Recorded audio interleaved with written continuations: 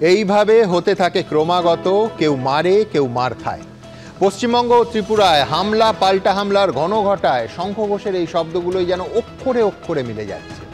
বিরোধী জনপ্রতিনিধিদের ওপর ঘৃণ্য হামলা নিয়ে যখন বাংলার রাজনীতি উত্তাল, তখন বিরোধী তৃণমূলের জনপ্রতিনিধিদের হেনস্থার অভিযোগে সরগরম ত্রিপুরা। আর এই নিয়েই আমাদের প্রথম প্রশ্ন। নাগরাকাটায় বিজেপি সাংসদ ও বিধায়কের ওপর হামলা, পাল্টা ত্রিপুরায় তৃণমূলের অফিসে হামলা। দুটো ক্ষেত্রেই চূড়ান্ত নিষ্ক্রিয় পুলিশ। দুই রাজ্যের শাসক দল অভিযুক্ত বলেই কি পুলিশের এই আচরণ? দ্বিতীয় প্রশ্ন। বিমানবন্দরে বাধা, পুলিশের সঙ্গে তর্কাতর্কি, ধর্ণা। তৃণমূলের প্রতিনিধি দলের ত্রিপুরা সফর ঘিরে দিনভর উত্তপ্ত রাজনীতি। নাগরাকাটা থেকে নজর ঘোরানোর চেষ্টা, খোঁচা ত্রিপুরার মুখ্যমন্ত্রী। বিরোধীদের দমনে সব শাসকেরই তাহলে একই রাত? তৃতীয় প্রশ্ন। রাজ্যের বহু জায়গায় গুন্ডারাজ চলছে, পুলিশ নিজের কাজ করছে না, নিয়ন্ত্রণ না করলে তার মূল্য চোকাতে হবে। রাষ্ট্রপতির সঙ্গে দেখা করে কড়া বার্তা এই রাজ্যের রাজ্যপালের। রাজ্যপাল ফালতু লোক বললেন কল্যাণ বন্দ্যোপাধ্যায়। আদৌ কোনো কড়া পদক্ষেপ কি নেবে কেন্দ্র? চতুর্থ প্রশ্ন। আবার অমিত শাহকে নিয়ে প্রধানমন্ত্রীকে সাবধান করলেন মুখ্যমন্ত্রী। বললেন সব সময় অমিত শাহকে বিশ্বাস করবেন না, একদিন উনি আপনার বড় মির্জাফর হয়ে যাবেন। কিন্তু বিজেপির শীর্ষ নেতৃত্বের মধ্যে বিভাজনের এই কৌশল কি আদৌ কোনো কাজে আসবে? পঞ্চম প্রশ্ন। খগেন মুর্মু তো রাউডি নয়, ওকে এভাবে মারাটা অন্যায়। দলের জনরোষ তত্ত্বের সম্পূর্ণ উল্টো রাস্তায় হেঁটে হামলা তীব্র নিন্দা করলেন সৌগত রায়। দুদিন আগে একই সুর ছিল সুদীপ বন্দ্যোপাধ্যায়। কিন্তু বর্ষিয়ান দুই সাংসদের মন্তব্য থেকে কি শিক্ষা নেবে তৃণমূল? তবে শুরুতেই দেখাবো বাংলা থেকে ত্রিপুরা গণতন্ত্রের লজ্জার ছবিগুলো। দেখুন। এই যেন ইটের বদলে পাটকেল, রক্ত ঝরানোর পাল্টা পার্টি অফিসে হামলা, গণতন্ত্রের গাজোয়ারি, পেশি শক্তির আস্ফালন। উত্তরের পাল্টা উত্তর পূর্বে। নাগরাকাটায় সামান্য ত্রাণ পৌঁছে দিতে গিয়ে এভাবেই আক্রান্ত হতে হয়েছিল বিজেপি সাংসদ ও বিধায়ককে। জায়গা হয়েছে হাসপাতালে। আর তার পাল্টা বিজেপি শাসিত ত্রিপুরায় প্রথমে তৃণমূলের অফিসে ভাঙচুর, তারপর বুধবার তৃণমূলের প্রতিনিধি দলকে আগরতলা বিমানবন্দরে আটকানোর অভিযোগ। পশ্চিমবঙ্গ আর ত্রিপুরার পরপর এই ঘটনাগুলো দেখে রাজনৈতিক মহলে প্রশ্ন উঠছে, এটা কি তাহলে খোলাখুলি টিট ফর ট্যাট? কোনো শাসকই বিরোধিতা সহ্য করতে পারছে না। যে কোনো শাসকেরই একটাই লক্ষ্য, বিরোধী নির্মূল করা। সভ্য সমাজে কি এটা চলতে পারে? যারা এগুলো করছে তারা কি আদতে গণতন্ত্রকে খাত থেকে ঠেলে ফেলে দিতে চাইছে না? এলাকা কি শুধু শাসকের? বিরোধীদের সেখানে যাওয়ার কিংবা ত্রাণ বিলি করার কি কোনো অধিকার নেই? যখন বিভিন্ন রাজনৈতিক দলের নেতারা যাচ্ছেন, সেটা বামপন্থী নেতা হতে পারেন, বিজেপির নেতা হতে পারেন, তৃণমূলের নেতা হতে পারেন, তারা কিন্তু গিয়ে যখন সেখানে পৌঁছচ্ছেন, তখন সেখানে কোথায় সবাই মিলেমিশে একসঙ্গে ত্রাণ বিলি করবেন, তার বদলে যে দৃশ্যটা দেখতে হচ্ছে সেটা হচ্ছে এমনভাবে মারা হচ্ছে একজন সাংসদকে, তার মুখ দিয়ে ঝরঝর করে রক্ত পড়ছে। এটা এই রাজনীতি আমরা চাই না। এবং তারপর তাই নিয়ে বিভিন্ন কথা চালাচালি, এবং মূল যে বিষয়টা সামনে আসছে সেটা হচ্ছে এই ধরনের মারামারি চলবে। অবাক করা বিষয় হলো, যার যখন গায়ে হাত পড়ছে তখন সে গণতন্ত্রের কণ্ঠরোধ করা হচ্ছে বলে চিৎকার করছে। এই দেশ को खत्म कर देगा ये लोग। आई एम सॉरी टू से I have seen so many government, but I have never seen this type of arrogant and dictator government. আর মমতা বন্দ্যোপাধ্যায় এখানে এসে নাটক করছেন। উনি রাজ্যের এই অংশে থাকার পরেও একজন সাংসদ যেখানে এইভাবে আক্রমণের শিকার হলেন। আদতে কোনো শাসকই কি নিজে বিরোধীদের যোগ্য সম্মান দিচ্ছে? নানা মহলে উঠছে এই প্রশ্ন। একজন হচ্ছে প্রধান শাসক দল, একজন প্রধান শাসক দল, একজন প্রধান বিরোধী দল। অন্য জায়গায় ওরা শাসক দল। এই শাসকদের বিরোধীদের ভাষ্যটা কি? মানুষ এই রকম অবস্থায় পড়ে আছে, তার মধ্যেও তারা হচ্ছে ক্ষমতা, মারপিট, দলাদলি এইসব করে যাচ্ছে। এতে সবচেয়ে বেশি ক্ষতিগ্রস্ত কে? পশ্চিমবঙ্গের মানুষ। দুজনের ভাষা এক হয়ে গেছে, কোনো বিকল্প, কোনো পার্থক্য নেই। তো মানুষের জন্য কাজ করতে গিয়ে মারপিট করছেন এরা নিজেদের সঙ্গে। এইটাই তো পশ্চিমবঙ্গের ট্র্যাজেডি। চোখের বদলে চোখ গোটা পৃথিবীকে অন্ধ করে দিতে পারে, কিন্তু শক্তি প্রদর্শনের নেশায় বুধ রাজনীতির ক্ষমতাসীনরা কি তা বোঝেন? তাদের জেতার লড়াইয়ে কি দিনের শেষে গণতন্ত্র হেরে যাচ্ছে না? প্রসেনজিৎ সাহা ও অনির্বাণ বিশ্বাসের রিপোর্ট, এবিপি আনন্দ। দেখুন, দুপক্ষই মারমুখী, হাততালি দেওয়ার লোকও প্রচুর। কেউ বলছেন টিট ফর ট্যাট, কেউ বলছেন ইটের বদলে পাটকেল। একদল প্রায় বলছে মেরে বেশ করেছি, আর একদল প্রায় বলছে ভেঙে বেশ করেছি। রিপাবলিক অফ ওয়েস্ট বেঙ্গলের পাল্টা রিপাবলিক অফ ত্রিপুরা। দুর্ভাগ্য, দুটোই বাংলাভাষী রাজ্য। আশঙ্কা হাওয়া তেতে উঠেছে, পশ্চিমবঙ্গে আবার সামনে ভোট। প্রথমে হিংসা হলো, তারপর হিংসা ছড়ালো, সবাই উত্তেজিত, মারের পাল্টা মার, কিন্তু মুখ পুড়ছে আসলে গণতন্ত্রের। আজ প্রথম বক্তা সজল ঘোষ। আমি প্রথম থেকে বলছি যে খগেন মুর্মু আর শঙ্কর ঘোষের সঙ্গে যা হয়েছে এবং তাকে যেভাবে বারবার জাস্টিফাই করার চেষ্টা হয়েছে সেটা সভ্য সমাজে ধিক্কারযোগ্য। কিন্তু সজল, তোমরাই বা ত্রিপুরায় কি নজির রাখলে? পরপর দুদিন ধরে যা চললো, আদৌ কি তার কোনো প্রয়োজন ছিল? আমি ভীষণ হতাশ, আমি শুধু একা হতাশ নয়, তৃণমূলীরাও হতাশ। এই যে কদিন আগে একজন বলেছিল আমি হনুমান, তো হনুমানের কাজ কি ছিল?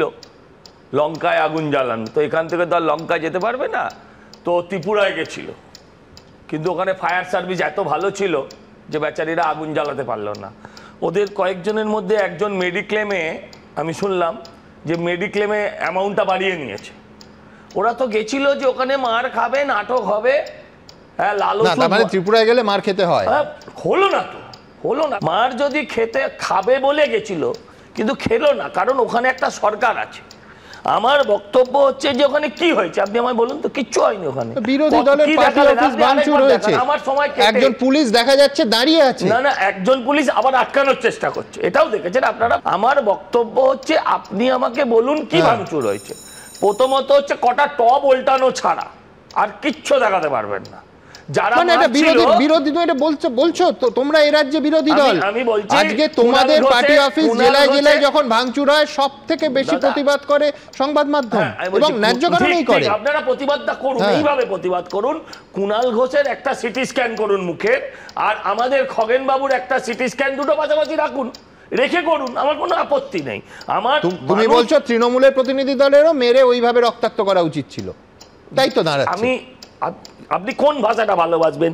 যদি সংস্কৃতে হয় তাহলে সংস্কৃতে বলেছে শটে সট্টাম সমাচারে, আবার যদি ইংরেজিতে যান তাহলে বলেছে টিট ফর ট্যাট, আবার যদি বাংলায় আসেন যেমন কুকুর তেমন মুগুর। কিন্তু আমাদের সরকার সংবিধান মেনে চলেছে, আমার মনে যাই থাকুক না কেন, সরকার কিন্তু এটা করতে দেয়নি। এখন ওদেরকে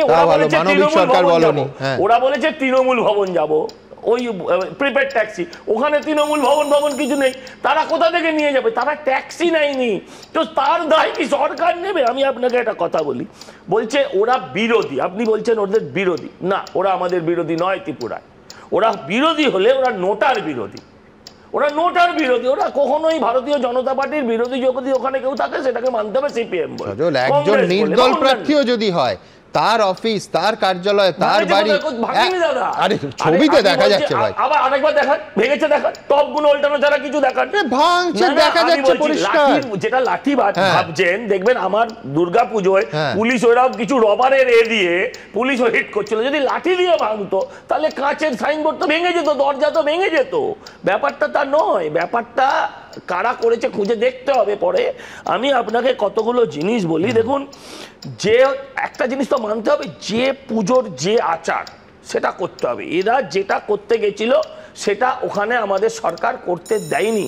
কিন্তু আমি বলছি যে ওরা যে ভাষা বোঝে, আমি পশ্চিমবঙ্গের মানুষের কাছে আবেদন করব, কোনো রাগঢাক নেই, যেখানে পুলিশ ধরবে না, পুলিশ দাঁড়িয়ে সাংসদ মার খাবে, যেখানে আপনি ভাবুন একজন আধা সামরিক বাহিনীর এই জওয়ান তারা মার খাচ্ছে, আবার ন্যারেটিভ তৈরি হচ্ছে যে তারা কি করছিল।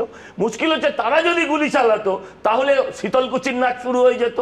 এই যে পুরো জায়গাটার থেকে আমি আপনাকে বলছি, এখানে রাজ্যে আগে কোর্ট বলেছিলেন শাসকের আইন, আমি বলছি আর শাসকের হাতেও আইন নেই, আইনের শাসন তো ছেড়েই দিন।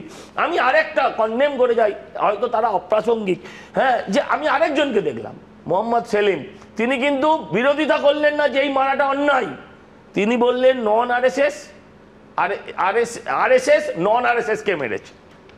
আমি জানতে পারলাম না যে রমজান আলী, হ্যাঁ, পিঙ্কি খাতুন, এরাও আরএসএস হয়ে গেল।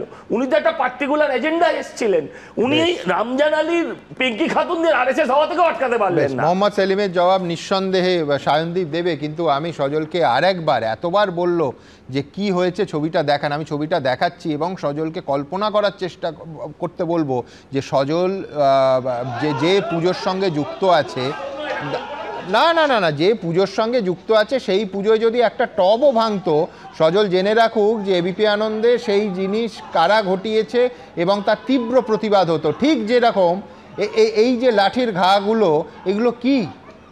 এগুলো যদি একটা বিরোধী দলের গণতান্ত্রিক অধিকার একটি রাজ্যে সেই অফিসের ওপর আঘাত না হয়, তাহলে আর কোনটা আঘাত?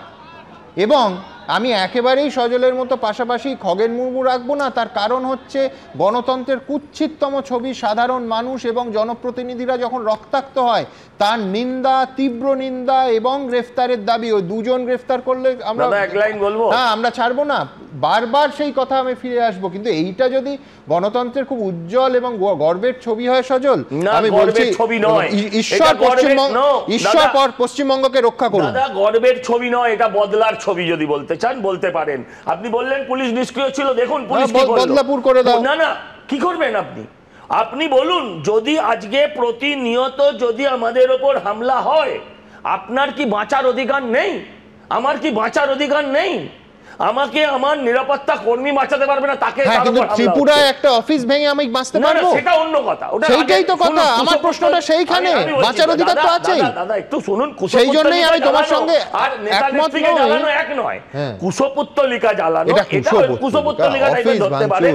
আজকে যে কুণাল ঘোষেরা গেল, তাদের কেউ মেরেছে, তাদের কেউ হামলা করেছে, বেচারাদের ফ্লপস, ওদের ঝান্ডা তোলার লোক নেই, ঝান্ডাগুলো কি আজকে আমি বৈশ্বনাথ চট্টোপাধ্যায়ের কাছে ঠিক উল্টো দিক থেকে আসবো, যে আমার কাছে দুটো ছবি অত্যন্ত গণতন্ত্রের পক্ষে লজ্জার। দেখুন, বৈশ্বনাথদা নিশ্চয়ই মনে থাকবে যে 2021 সালে ত্রিপুরায় তৃণমূলের ওপর যখন আক্রমণ চলছে, এবং সেই আক্রমণ সজলের কোট আনকোট টপ ভাঙা নয়, তখন এবিপি আনন্দে একটার পর একটা অনুষ্ঠান করেছিলাম। এবারেও পার্টি অফিসের ভাঙচুর হলে সেটা যে রাজ্যেই হোক, শাসক বিরোধী যারই হোক, আমাদের দেখাতে হবে। কিন্তু ত্রিপুরায় গণতন্ত্র নেই, আর পশ্চিমবঙ্গে একেবারে গণতন্ত্রের সুবাতাস বইছে, এটাও তো বলা যাচ্ছে না। ঠিকই, ত্রিপুরার পুলিশ একজন নয়, একাধিক পুলিশকর্মী দেখতে পাচ্ছি ফুটেজে, তারা দাঁড়িয়ে দেখছে যে বিরোধী দলের পার্টি অফিস ভাঙা হচ্ছে। কিন্তু নাগরাকাটায় যখন একজন সাংসদ ক্রিমিনালদের হাতে রক্তাক্ত হচ্ছেন, তখন ফুটেজে দেখা যাচ্ছে যে আমাদের এই রাজ্যের পশ্চিমবঙ্গের পুলিশও সেটা দাঁড়িয়ে দেখছে। আর তারপর দীর্ঘ 48 ঘন্টা পর পুলিশ মাত্র 2 জনকে গ্রেফতার করলো। কালকেই আপনাদের দেখিয়েছি, শুধু এবিপি আনন্দ নয়, সমস্ত সংবাদ মাধ্যমে ছবি আছে, তাদের পরিচয় অর্থাৎ নাম, ধাম, কোথায় তারা থাকে ইত্যাদি সব কিছু পাবলিক ডোমেনে আছে। আমার সহকর্মীরা তাদের বাড়ি অবধি পৌঁছতে পারছে, কিন্তু শেষ পর্যন্ত গ্রেফতার মাত্র 2। সুতরাং অবশ্যই বৈশ্বনাথদার কাছে আমার প্রশ্ন থাকবে যে ত্রিপুরার দিকে তাকাতে হলে তো নিজেদের দিকে, মানে পশ্চিমবঙ্গের দিকেও তাকাতে হবে। দাদা বৈশ্বনাথদা, এখানে দুটো দিক আপনারা দেখাচ্ছেন, একটা নর্থ বেঙ্গলের একটা ঘটনা আর একটা ত্রিপুরার ঘটনা। ত্রিপুরার ঘটনায় দেখা যাচ্ছে যে ওখানকার এমএলএ সুশান্ত দেব, ওখানকার বিজেপির জেলা সভাপতি, ওখানকার যুব মোর্চার সহসভাপতি, যারা দায়িত্বশীল একজন রাজনৈতিক দলের কর্মী বলে নিজেদেরকে বলেন, তারা এই ঘটনায় তারা অংশগ্রহণ করছেন। তারা সেখানে ফুটেজে তাদের ছবি দেখা যাচ্ছে। আর নর্থ বেঙ্গলে যে ঘটনাটা ঘটেছে, যেখানে 2 জন অ্যারেস্ট হয়েছে, আপনি দেখেছেন তাদেরকে 2 জন অ্যারেস্ট হয়েছে, তার সেখানে কিন্তু গ্রামবাসীদের একটা অংশ বিক্ষোভ দেখাচ্ছেন। আমরা স্বতঃস্ফূর্ত জনরোষ, না আমরা সেটাকে নিন্দা করেছি। আমরা বলেছি কোন জনপ্রতিনিধির গায়ে হাত তোলাটা আমরা নিন্দা করেছি, মুখ্যমন্ত্রী নিন্দা করেছেন, আমাদের দলের নেতৃত্ব নিন্দা করেছে। সাংসদ বাদ দিন, একজন মানুষের মুখ ফাটিয়ে দিয়েছে। আমি বলছি এটা গ্রামবাসীরা করেছে বললে গ্রামবাসীদের অপমান করা হয়। আমি আপনাকে বলি, পুলিশ কিন্তু, আপনি যে বলছিলেন যে পুলিশ ব্যবস্থা নেয়নি, পুলিশ কিন্তু ব্যবস্থা নিয়েছে। 2 জন অ্যারেস্ট হয়েছে। আপনি দেখান বিজেপি শাসিত রাজ্যে 6 জনকে তো ফুটেজে আইডেন্টিফাই করে দেওয়া হয়েছে। দেখুন, আমি যতটুকু আইন জানি যে আপনি যখন কমপ্লেন লিখছেন, তখন আপনি যদি কারুর নাম দিয়ে দিলেন, তারপর একটা প্রিলিমিনারি ইনকোয়ারি করতে হবে যে লোকগুলো ছিল কিনা, সেটা ভেরিফাই করে তার বিরুদ্ধে ব্যবস্থা নিতে হয়। বৈশ্বনাথদা, আপনি দীর্ঘদিনের আইনজীবী, এক সেকেন্ড, দীর্ঘদিনের আইনজীবী, কিন্তু আমি বলছি যেখানে ফুটেজ আছে সেখানে এফআইআর এ কে নাম দিলেন না দিলেন এর ইস্যুই নয়। কি করে এই সাংসদ বা বিধায়ক চিনবেন যে ওরা কারা? আমি তো ফুটেজ আছে, তো সমস্ত চ্যানেলের কাছে ফুটেজ আছে। নর্থ বেঙ্গলের ঘটনা 2 জন অ্যারেস্ট হয়েছে। আপনি দেখান যে বিজেপি অভিষেক বন্দ্যোপাধ্যায়ের গাড়িতে যারা ভাঙচুর করেছিল তারা কেউ অ্যারেস্ট হয়েছে? দোলা সেনদের বাড়িতে গাড়িতে ভাঙচুর করেছিল, অ্যারেস্ট হয়েছে? আপনি দেখিয়ে দিন না যে বিজেপি শাসিত রাজ্যে আজকে প্রধানমন্ত্রী বলছেন অসংবেদনশীল ঘটনা ঘটেছে, তাহলে হাতরাসে উনি বললেন না কেন? উনি মণিপুরে বললেন না কেন? উনি বিজেপি শাসিত ডবল ইঞ্জিন সরকার যেখানে এই ঘটনা ঘটাচ্ছে সেখানে উনি বলছেন না? শুধু রাজনীতি করার জন্য প্রধানমন্ত্রীর চেয়ারে বসে রাজনৈতিক দল তৃণমূল কংগ্রেস ওনার বিরোধী বলে সেখানে উনি বলছেন, অথচ ওনার যেখানে নিজের দলের সরকার আছে সেখানে একজন মেয়েকে লুট করে রাস্তায় হাঁটানো হয়েছে মণিপুরে। উনি একটা ঘটনার পাশে আরেকটা ঘটনাকে রেখে এই রাজ্যের ঘটনাকে কি চাপা দেওয়া যায়? আমি বলছি এই দুটো গ্রেফতার যদি তৎক্ষণাৎ বা 4 জন যাদের দেখা যাচ্ছে তৎক্ষণাৎ হতো, এবং সজলরা তো বলার সুযোগই পেত না, অন্তত পুলিশ অ্যাক্ট করেছে। আমি বিজেপি বা প্রধানমন্ত্রীর দ্বিচারিতাটা আপনাদের সামনে তুলে ধরলাম। উনি যে কত ডবল স্ট্যান্ডার্ড, উনি নিজের দলের ক্ষেত্রে একরকম ভিউজ দেন আর ওনার বিরোধী দল হলে আরেক ধরনের ভিউজ নেন, এটাই দেখালাম যে উনি একজন ডবল স্ট্যান্ডার্ড দ্বিচারী মানুষ। উনি যতই নিজেকে বলুন কিন্তু উনি দ্বিচারিতা করেন, এটা প্রমাণ হয়ে যাচ্ছে। এখানে আমরা খুব পরিষ্কার বলছি যে আমরা যারা নর্থ বেঙ্গলের ঘটনা ঘটেছে এটাকে নিন্দা করছি এবং তারা অলরেডি অ্যারেস্ট হয়েছে, কিন্তু বিজেপি যারা পার্টি অফিস ভাঙলো ত্রিপুরাতে, চোখে আপনি দেখালেন পার্টি অফিসের লাঠি দিয়ে মেরে ভাঙছে, তাদের বিরুদ্ধে কোনো ব্যবস্থা ত্রিপুরার গভর্নমেন্ট নিয়েছে? এত ঘটনা বিজেপি শাসিত রাজ্য হয়েছে, কোন ঘটনায় প্রাইম মিনিস্টার রিয়াকশন দিয়েছে আপনি দেখান সোশ্যাল পেজে? এত হাতরস হয়েছে, উন্নাও হয়েছে, প্রয়াগরাজ হয়েছে, মণিপুর হয়েছে, এত রেপ হয়েছে, এত বড় বড় ঘটনা হয়েছে, বিরোধীদের উপর আক্রমণ হয়েছে, কোথায় প্রধানমন্ত্রী তো সেখানে রিয়াকশন দেননি। উনি নিজের বেলা একরকম, নিজের রাজ্যে ডবল ইঞ্জিনের সরকারের রাজ্য, আর জন্য ওনার বিরোধী যদি সরকার থাকে রাজ্য সরকার, তাকে উনি হিউমিলেট করার জন্য, ছোট করার জন্য মন্তব্য করবেন, এটা তো মেনে নেওয়া যায় না। সজল ঘোষ, মণিপুরের রাজ্যের সরকার ভেঙে রাষ্ট্রপতি শাসন জারি করিয়েছি। আমার বক্তব্য হচ্ছে এখন তৃণমূলের নীতিটা হচ্ছে আগে খোঁড়া করে দিয়ে পরে নাও পিঠে। হ্যাঁ, তাকে যদি দয়া বলো শোনায় না মিঠে, এটা বললাম না।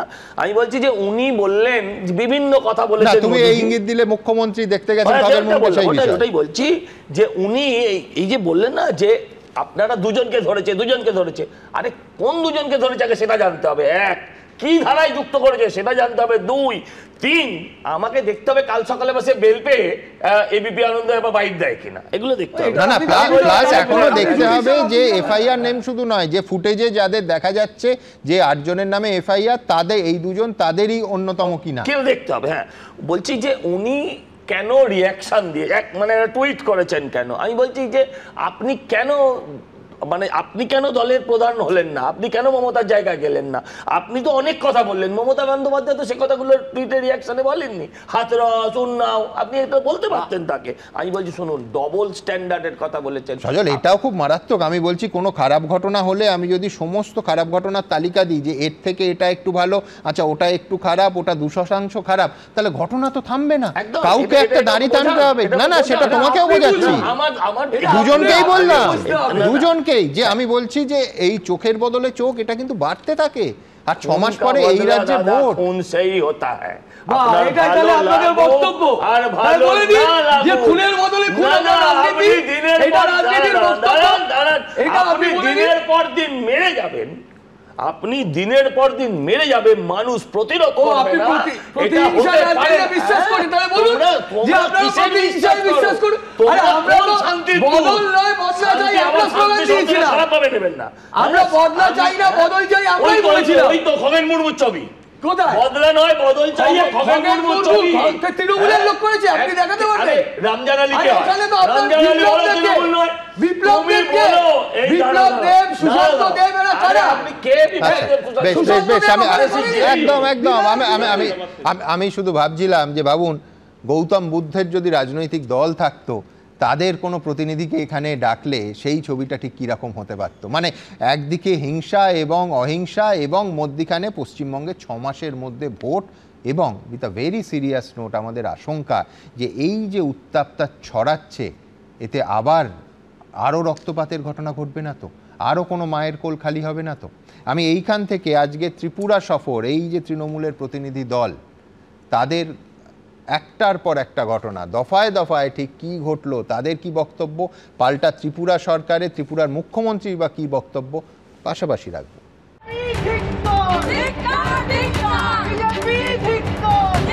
পুলিশের সঙ্গে তর্কাতর্কি, বচসা, বাধা দেওয়ার অভিযোগ।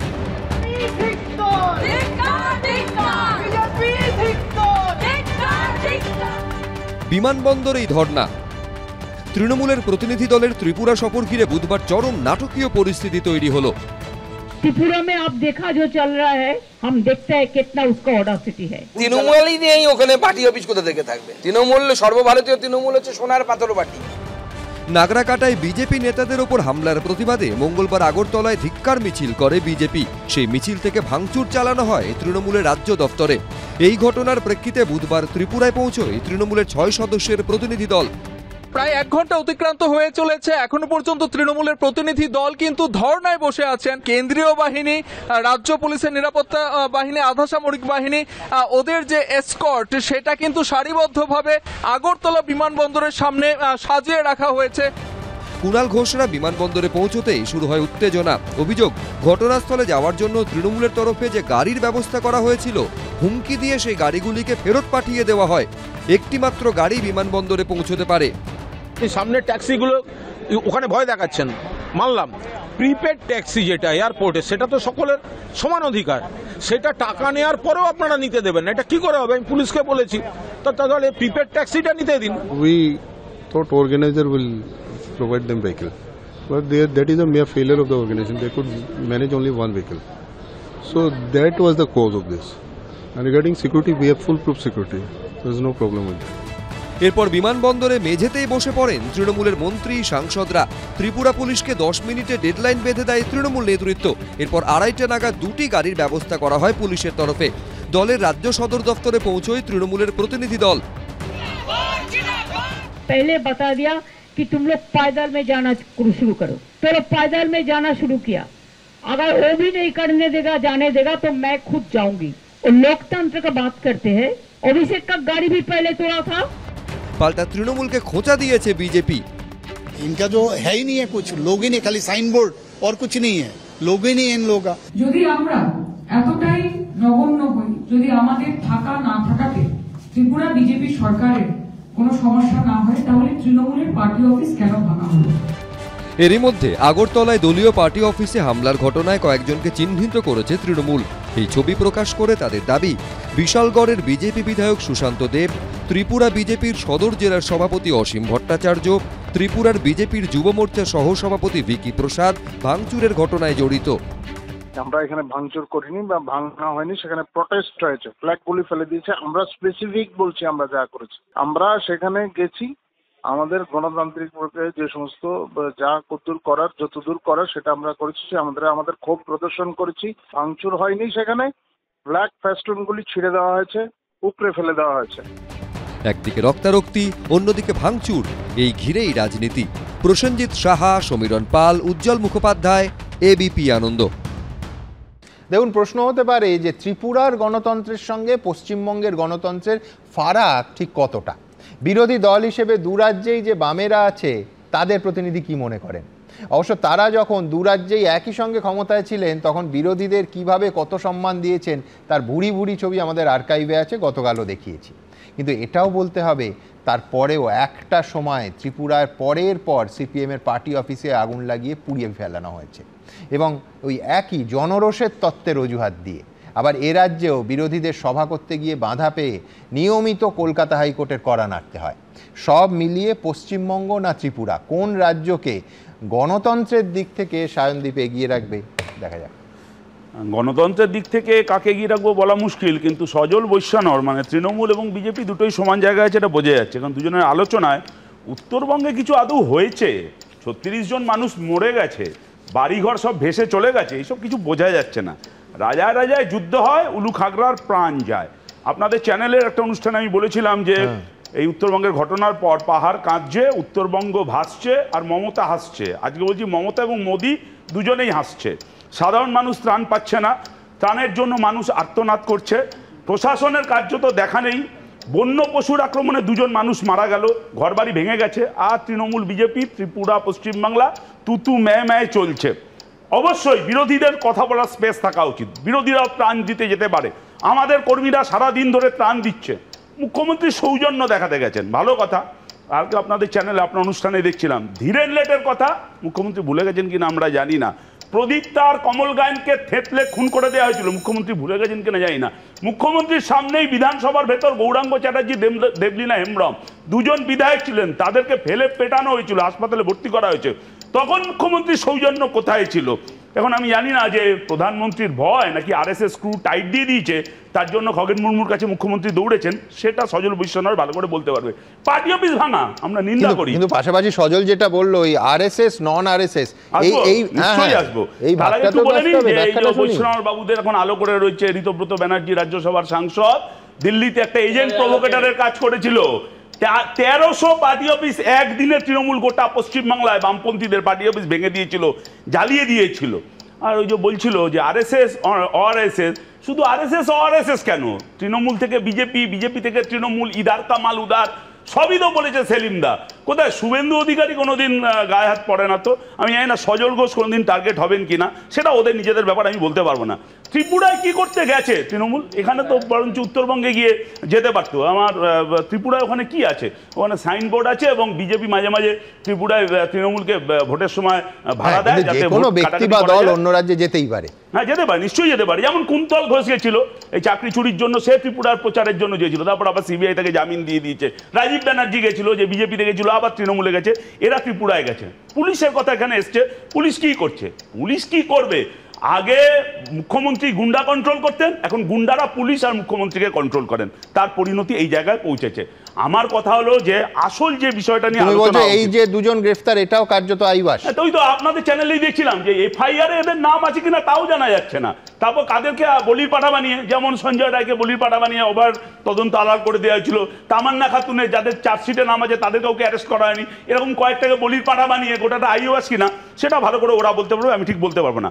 আমার কথা হলো যে উত্তরবঙ্গে এই ভয়ানক বিপর্যয় হলো, এর পিছনে দায় কার? আবহাওয়া দপ্তর 3 দিন আগে নোটিশ করেছিল, প্রশাসন ফেল করলো, 36টা মানুষ মারা গেল। ডুয়ার্সের জঙ্গল কেটে তৃণমূল সাফ করে দিয়েছে, আমরা জানি। নদীর বালি চুরি হয়ে যাচ্ছে, নদীর গতিপথ বদলে যাচ্ছে। পরিবেশ মন্ত্রক কেন্দ্রের সরকারের ঠুটো জগন্নাথ। আর এই যে 36টা মানুষ মারা গেল এই অপরাধের কারণে, সেই অপরাধীদের আড়াল করবার জন্য উত্তরবঙ্গের সাধারণ মানুষ ত্রাণ পাচ্ছে না। তৃণমূল যখন বিপদে পড়ে, বিজেপি কিন্তু ঠিক ত্রাণ নিয়ে এসে উপস্থিত হয়। দুজনের কাছেই যেতে হবে না। আমি প্রথমে বলি, ত্রাণের কথা বলছে, আমরা জানতাম ছোটবেলা থেকে দেখেছি সিপিএম মানে কৌটোনারা পার্টি, একটা পাড়াতেও কৌটো নাড়তে বেরোয়নি। এখন ওদের কিউআর কোডেও ত্রাণ নেয়, নিচ্ছে, সেটা প্যালেস্টাইনের জন্য। পশ্চিমবঙ্গের উত্তরবঙ্গের জন্য তারা ত্রাণ চাইতে রাস্তায় নামেনি। এবং মোহাম্মদ সেলিম একবারও এই বিজেপির নেতাদের ওপর হামলার বা কর্মীদের ওপর হামলার নিন্দা করেননি। বলেছেন শুভেন্দু বাবুর গায়ে হাত পড়েনি। এটা আপনি জানেন, একটু ঠান্ডা মাথায় ভেবে দেখলে কতবার কি হামলা হয়েছে।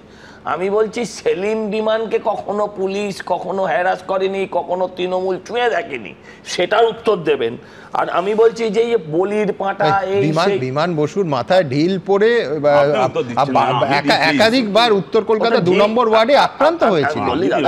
মাথায় ঢিল পড়াটা ওটা আক্রান্ত নয়, মানে ওটা টপ ভাঙার মতো। ওটা কোথা থেকে হয় কিভাবে? শুনুন, আপনি আমায় বলুন না। না না, আমি যে কোনো বিরোধী বা যে কোনো গণতন্ত্রে কেউ আহত হলে আমি মানসিকভাবে দুঃখিত হই, কিন্তু বিষয় যেটা হচ্ছে বিমানবাবুর যে মাথায় ইট লেগেছিল সেটা সামনে থেকে এসছে, পেছন থেকে এসছে, মাঝখান থেকে এসছে, কিছু জানা যায় না। বা বিমানবাবুকে লক্ষ্য করে মারা হয়েছে এটাও নয়। কিন্তু মোহাম্মদ সেলিমকে আমি আপনাকে বলি না, ঠিক মোহাম্মদ সেলিম আজ অব্দি কখনো আক্রান্ত হয়েছে? আপনি বলুন মোহাম্মদ সেলিম কখনো আক্রান্ত হয়েছে? একটা কথা বলো, শুভেন্দু অধিকারী বা মোহাম্মদ সেলিম বা অন্য কোন বিরোধী বা শুভঙ্কর সরকার বা অধীর চৌধুরী, অর্থাৎ বিরোধীরা আক্রান্ত হবে কেন? তুমি বলছো আচ্ছা এক্স হয়েছে ওয়াই হয়নি। ঠিক, আমি বলছি আপনি যে প্রশ্নটা করলেন স্বাভাবিক প্রশ্ন।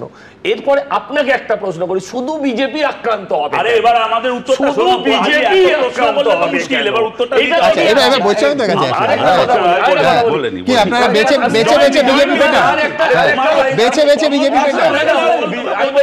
আরে আরে আরো দুজন আছে। হ্যাঁ, এই যে বলির পাঁঠার কথা বলেছেন, আর উত্তর দিও না। বলির পাঁঠা কিন্তু আসলেই মাংসের লোভে হয়। এটা যেন ওরা মাথায় রাখে যে ওরা বলির পাঁঠা হয়ে তৃণমূলকে যেন না বাঁচিয়ে দিতে চায়।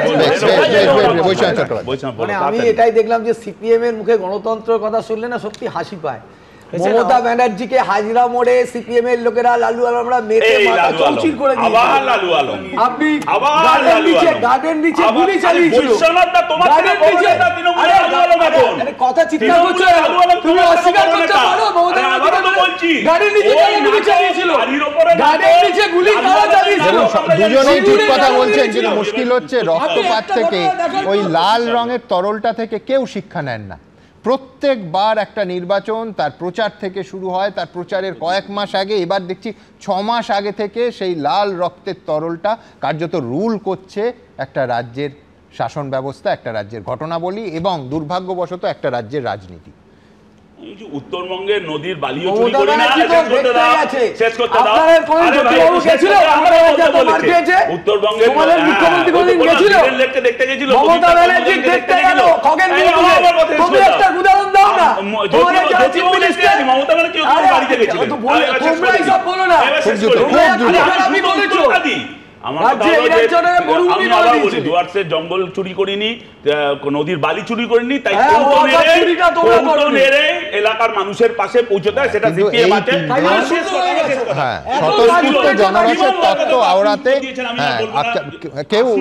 মানুষকে যেভাবে পুলিশ এবং তৃণমূল পিটিয়েছে, আমার নিজের কামারেটিতে মিছিল করছে মদন মিত্র, তার গোটা বাহিনী এসে মোহাম্মদ সেলিমের মিছিলের সামনে দাঁড়িয়ে আপনাদের চ্যানেল লেগেছে, সেখানে মিছিল বাধা দিচ্ছে,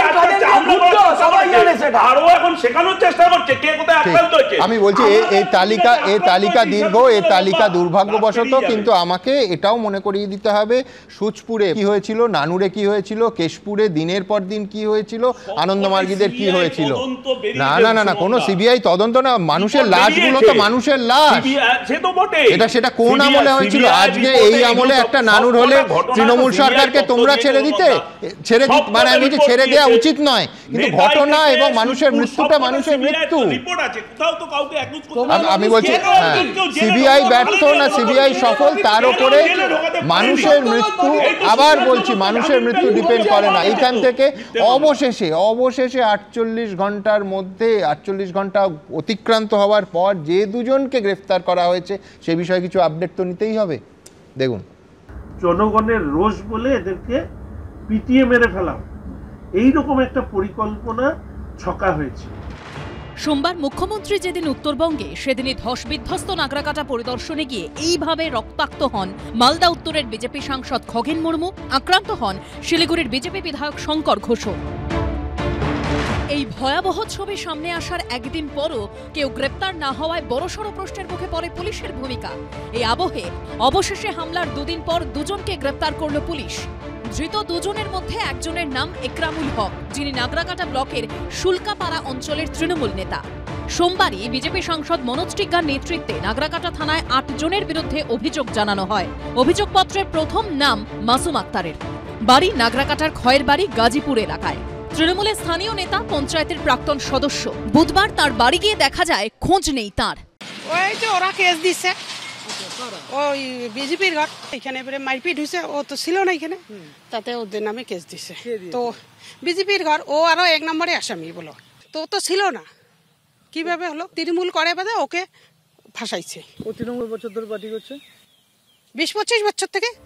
অভিযোগপত্রের দ্বিতীয় নাম রয়েছে মোহাম্মদ মিলন, একই গ্রামের বাসিন্দা। পরিবারের কথা থেকে স্পষ্ট তারা তৃণমূল সমর্থক। যে মিলনকে ফাঁসানো হয়েছে, কারণ মিলন তো সেরকম ছেলে না, যে ওকে ও সেরকম গুন্ডামি করে, মস্তানি করে, এই এলাকায় সবাই জানে ওকে। ও পার্টি করে না। আগে আমরা করতাম, কংগ্রেস করতাম, এখন আমরা তৃণমূলে কেন ভোট, যাহাতে মমতা দিদি আছে আমাদের পাশে, সেই জন্য দিদিকে ভোট দিতেই হবে, থাকতে তো হবে কোনো না কোনো একটা পার্টি নিয়ে। অভিযোগপত্রে 3 নম্বরে নাম রয়েছে সৈবুল হকের। পরিবারের বক্তব্য, সৈবুল তৃণমূল করেন। সৈবুল কোথায়? আমি জানি না কোথায় আছে না আছে, কি আছে। আচ্ছা, কবে থেকে নেই? কালকে থেকে নেই আর কি। কাল কখন থেকে? কাল কি জানি কতক্ষণ যে বাইরে হয়ে গেছে, বাইরে থেকে আমি তো দেখিও নাই, জানিও না। পুলিশ এসেছিল বাড়িতে? হ্যাঁ, পুলিশ আসছিল। কখন? রাত্রেবেলা। সৈবুল কি করে? করে আর কি। অভিযোগপত্রে 5ম নাম পিঙ্কি খাতুনের। নাগরাকাটায় খয়ের বাড়িতে স্বনির্ভর গোষ্ঠীতে কাজ করেন পিঙ্কি। অভিযোগপত্রে 6 নম্বরে নাম রয়েছে রমজান আলীর। মার্বেল আর টাইলসে মোড়া 3তলা এই বাড়ি অস্থায়ী শিক্ষক রমজান আলীর। পরিবার সূত্রে বক্তব্য, মঙ্গলবার রাতে বাড়িতে পুলিশ এসেছিল। অভিযোগপত্রে 8 নম্বরে নাম রয়েছে আইনুল আনসারির। পরিবারের দাবি, আইনুল তৃণমূল করেন। এখন কোথায় আছে এটা তো আমিও বলতে পারতেছি না আপনাকে। কবে থেকে নেই? এই তো কালকে থেকে নেই। এই আপনাদের আইনুলদা কি পদে রয়েছে দলের? কি পদে আছে সেটা তো আমি জানি না, কিন্তু কি পদে তো তৃণমূলে করে। বিজেপি যখন পুলিশের ভূমিকা নিয়ে প্রশ্ন তুলছে তখন মুখ্যমন্ত্রীর গলায় নতুন তত্ত্ব। पहले आप देखो चैरिटी बिगिंस एट होम, आपका इंटरनल कुछ नहीं हुआ तो, because that area belongs to BJP, MP MLA and everything. বেকায়দায় পড়ে গেছেন মুখ্যমন্ত্রী। আগে উনি হামলাকে সমর্থনই করেছিলেন, তিনি এখন বিজেপির অন্তর্কলহকে সামনে এনে হাস্যস্কর একটা বিবৃতি জনসমক্ষে দিতে শুরু করেছেন। আমি মনে করি এতে মুখ্যমন্ত্রীর প্রতি শ্রদ্ধা মানুষের আরো কমবে, যদিও কমে গেছে, যেটুকু আছে সেটুকুও চলে যাবে। সোম ও মঙ্গল পরপর দুদিন আলিপুরদুয়ারের কুমারগ্রামে ত্রাণ দিতে গিয়ে হেনস্থার শিকার হন কুমারগ্রামের বিজেপি বিধায়ক মনোজ ওঁরাও। সেই ঘটনাতেও গ্রেপ্তারের সংখ্যা 0। সন্দীপ সরকার, অরিন্দম সেন ও দীপক ঘোষের রিপোর্ট, এবিপি আনন্দ।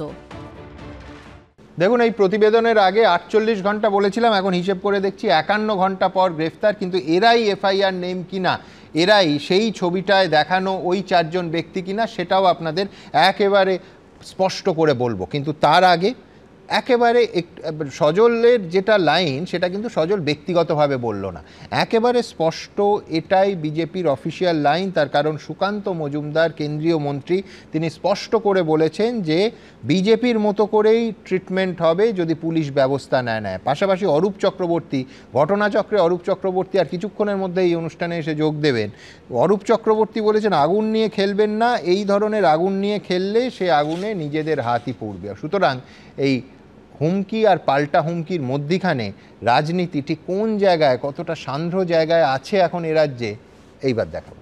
পুলিশ যদি এদের বিরুদ্ধে ব্যবস্থা না নেয়, বিজেপির মতো করে ট্রিটমেন্ট করবে।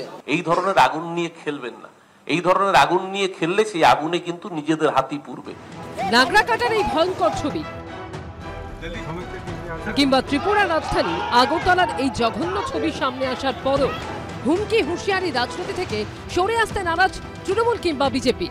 বরং বিধানসভা ভোট এখনো বেশ কয়েক মাস দূরে হলেও পরিস্থিতি এখন থেকেই তাঁততে শুরু করেছে এই দুই দলের নেতাদের গরম গরম ভাষণে। যে কোনোখানে দরকার আছে মারের বদলে মার, দরকার আছে তো, আমাদের শাস্ত্র তাই বলছে। তো আপনাকে রক্ষা করার, নিজেকে আত্মরক্ষা করার অধিকার আছে।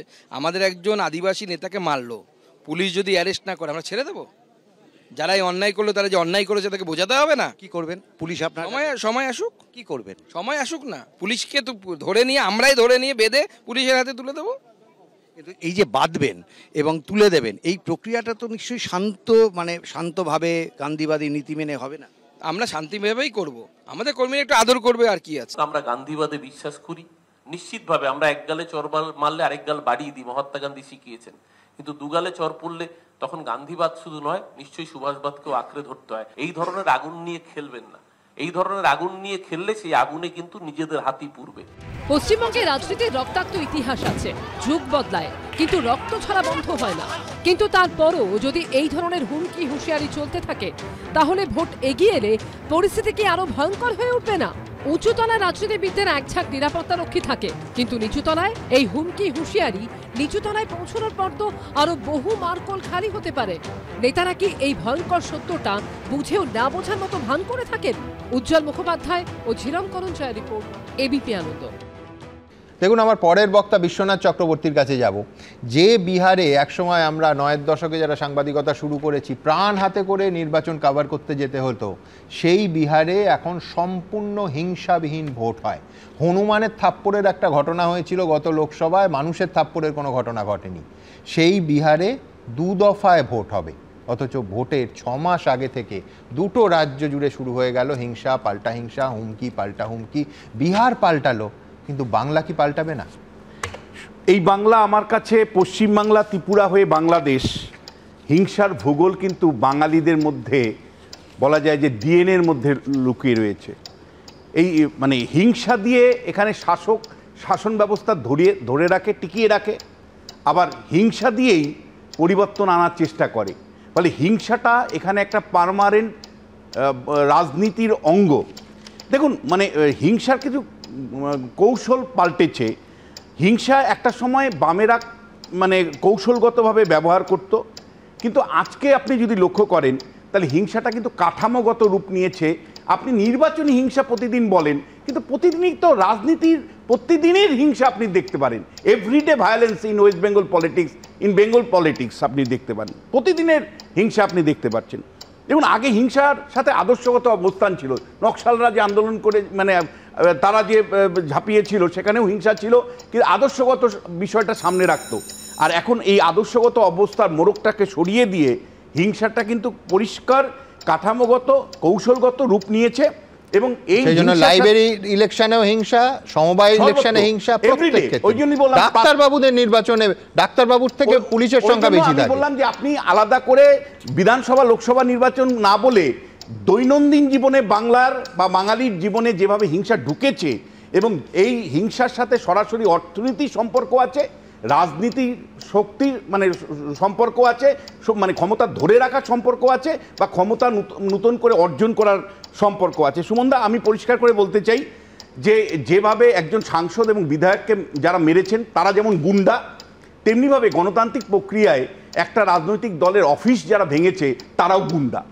আমি মমতা বন্দ্যোপাধ্যায়কে, রাজ্যের মুখ্যমন্ত্রীকে দেখলাম যে তিনি এটাকে জনরোষ বলে চালানোর চেষ্টা করছেন। এটা মমতা বন্দ্যোপাধ্যায় এক রাজধর্ম পালন না করে গুন্ডাদের সমর্থন করলেন। আবার ওখানে মানিক সরকারকে দেখলাম, মানিক সাহাকে দেখলাম, তিনিও মানে এই গুন্ডা বা হুলিগানদেরকে কার্যত সমর্থন করলেন। এবং এই দুটোই কিন্তু অ্যাকচুয়ালি গুন্ডামিদের করা এবং গুন্ডাদেরকে সমর্থন করা। এবং একই সাথে আপনাকে বলতে পারি, তৃণমূল কংগ্রেস আজকে ভারতবর্ষের বিভিন্ন রাজ্যে বিজেপি যেখানে ক্ষমতায় আছে সেই পাপগুলোকে সামনে রেখে তাদের মহাপাপটাকে ঢাকবার চেষ্টা করছে। বিভিন্ন রাজ্যে কি কি ঘটছে সেটাকে ঢাল করছে, করে আমাদের সামনে যে বড় ধরনের সমস্যা, বড় ধরনের পাপ, সেই পাপটাকে ঢাকবার চেষ্টা করছে। বারবার আমি প্রশ্ন তুলছি যে ভিন্ন রাজ্যে কি হচ্ছে তা দিয়ে পশ্চিমবাংলায় আমাদের কি যায় আসে? মানে আমাদের প্রশ্ন হচ্ছে, আমরা বাঙালিরা কি আরেকটু হিংসামুক্ত সমাজ গড়ে তুলতে পারি না? যে পরিবর্তনের ডাক মমতা বন্দ্যোপাধ্যায় 2011 সালে দিয়েছিলেন যে সিপিএম এর মতন আমরা হিংসা করব না, হিংসামুক্ত একটা সমাজ ব্যবস্থা তৈরি করব, সেই মমতা বন্দ্যোপাধ্যায় ধারাবাহিকভাবে রাজনীতির হিংসার উপর ভিত্তি করে শাসন কার্য পরিচালনা করছেন। 2023-এর পঞ্চায়েত নির্বাচনে 73 জন মানুষ মৃত্যু ঘটেছে। 2021-এর বিধানসভার মতো নির্বাচনে ভোট পরবর্তী হিংসাতে 54 জন লোকের মৃত্যু ঘটেছে।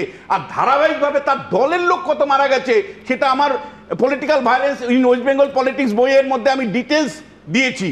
ফলে আমি আপনাকে বলছি যে পরিবর্তনের যারা ডাক দিয়েছিল যে এই হিংসা থেকে মুক্ত করব, সেই মমতা বন্দ্যোপাধ্যায় কিন্তু হিংসার উপর দাঁড়িয়ে কিন্তু শাসন কার্য পরিচালনা করছে। একটার পর একটা নির্বাচন যখন হচ্ছে, যখন বিরোধীরা নমিনেশন দিতে পারছে না, হিংসা লক্ষ্য করছি, মানুষের মৃত্যু ঘটছে, মমতা বন্দ্যোপাধ্যায় নির্বিকার। এই 2-4টা ঘটনা ঘটছে, কিছুই ঘটেনি।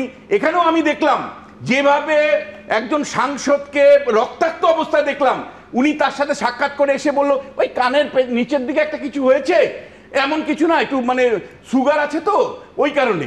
মানে জিনিসটাকে লঘু করতে চাইছেন। কেন লঘু করবেন?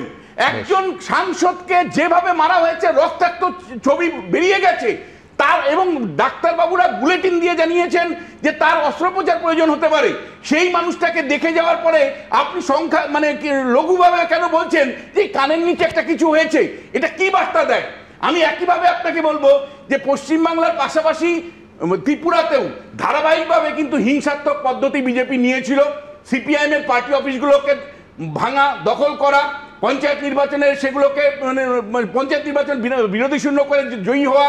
এবং একই সাথে আপনাকে বলবো, আজকে জানি তৃণমূল কংগ্রেস ভুলে না যায় যে ঋতব্রত আজকে তোমার দলের লোক, কিন্তু ঋতব্রত যখন সিপিআইএম এর সাংসদ ছিল তার নেতৃত্বে দিল্লিতে অমিত মিত্র অর্থমন্ত্রী ছিলেন, তাকে যেভাবে হ্যারাসমেন্ট করা হয়েছিল তার প্রতিবাদে এক রাতের মধ্যে তোমরা 1300 পার্টি অফিস ভেঙেছিলে।